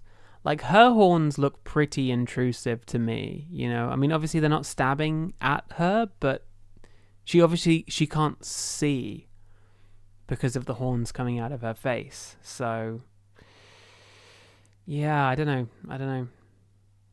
A lot of the higher-ups had bigger, more horns. Yeah, they definitely seem to have like a horn-based hierarchy. A hornarchy, you could say. Or gold without proper hue. Libra is said to use alchemy to create counterfeit gold. Oh my god, Night Rain Law. Okay.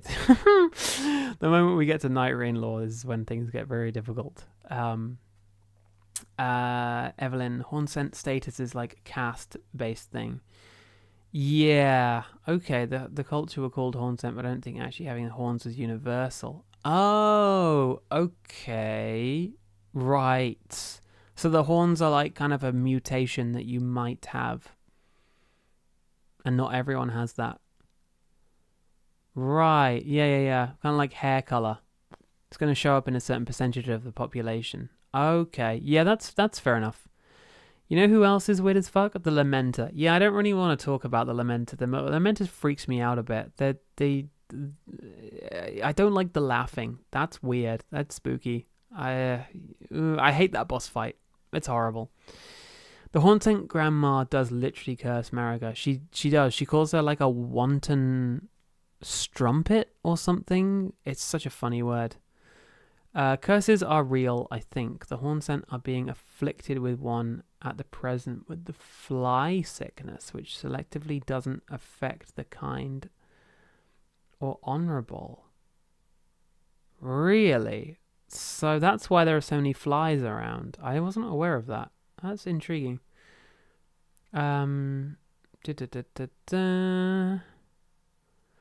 Okay, that's a good point about the African hair treatment, actually. Yeah, that's an interesting one. Because, yeah, obviously you get so many, like, post-colonial African nations where all of their really interesting, like, cultural expression and hairstyles, particularly the hairstyles being, like, such a massive thing, were just eradicated or disincentivized for the sake of like blending in with the much more sort of European image of how things should be.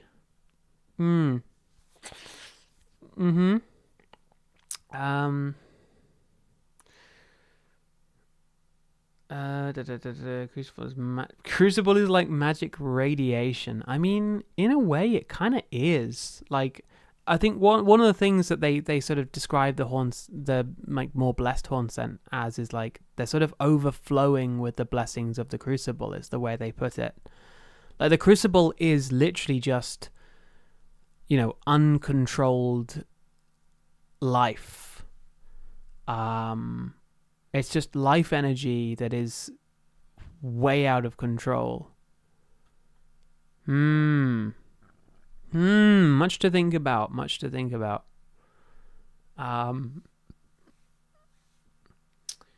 Oh, you reminded me, the specimen lab in the keep felt super colonial. Oh, yeah. Yeah, the specimen keep, like the specimen lab, in the castle is so colonial coded. It's like, oh, look at all of these artifacts we found and must now categorize and log in our little museum. Yeah, that's very similar. The specimens are all from Rao.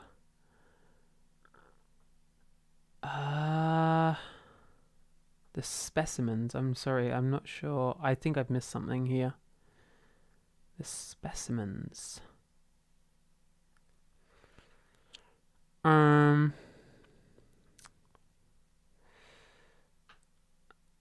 Evelyn, how indigenous Americans were banned from wearing braids. Another example of culture suppressed via hair control. Yeah. And of course the Golden Order cuts off the horns of the omen when they're born.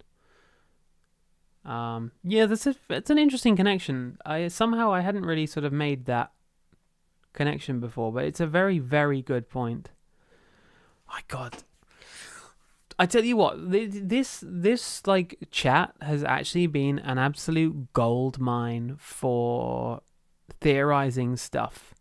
And I wish that I had written a lot of it down because like there's all sorts of things that have gone into my head and out of my head at this point that are like really, really interesting. Like really good connections that are being made. I think we will wrap up the stream in a couple of minutes because it is getting a bit late. As much as this conversation is wonderful, it's getting a little bit late now. It's been almost 3 hours and I am getting a bit sleepy. But yeah, the indigenous Americans were banned from wearing braids. Abundance leading to goal, leading to perfection. Oh my God. Okay. Whoa. The specimens are the Whoa. Okay. Hythan, you're like cooking on another level right now, and I am unfortunately struggling to follow. You can't convince me nobody ate a little bit of mummy in the specimen lab. Ew, yucky. I want my mummy after that.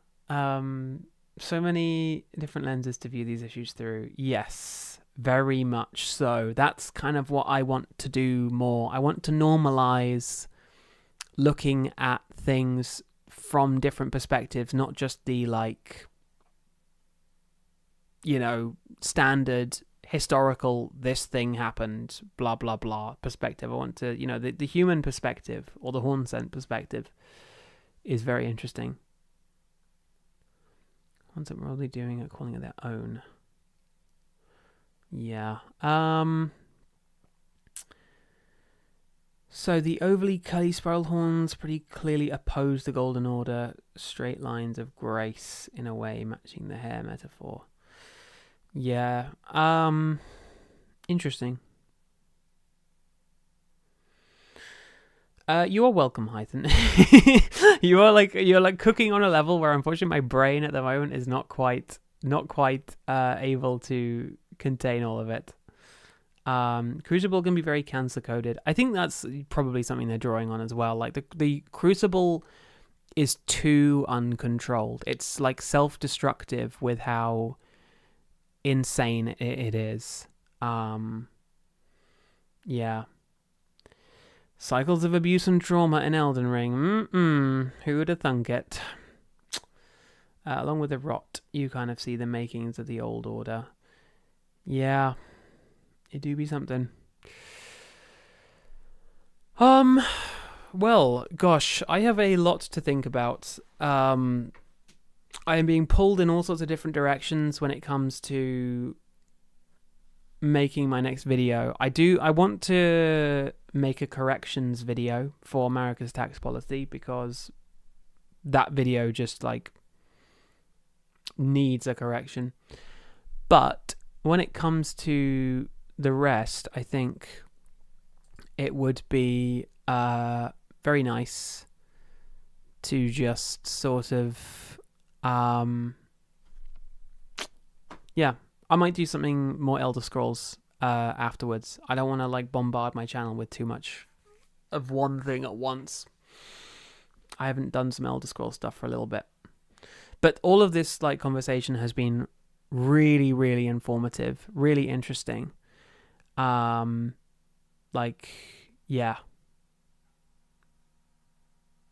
Definitely given me a lot to think about. The problem is, am I going to remember a lot of the things that we talked about in this stream? I have no idea.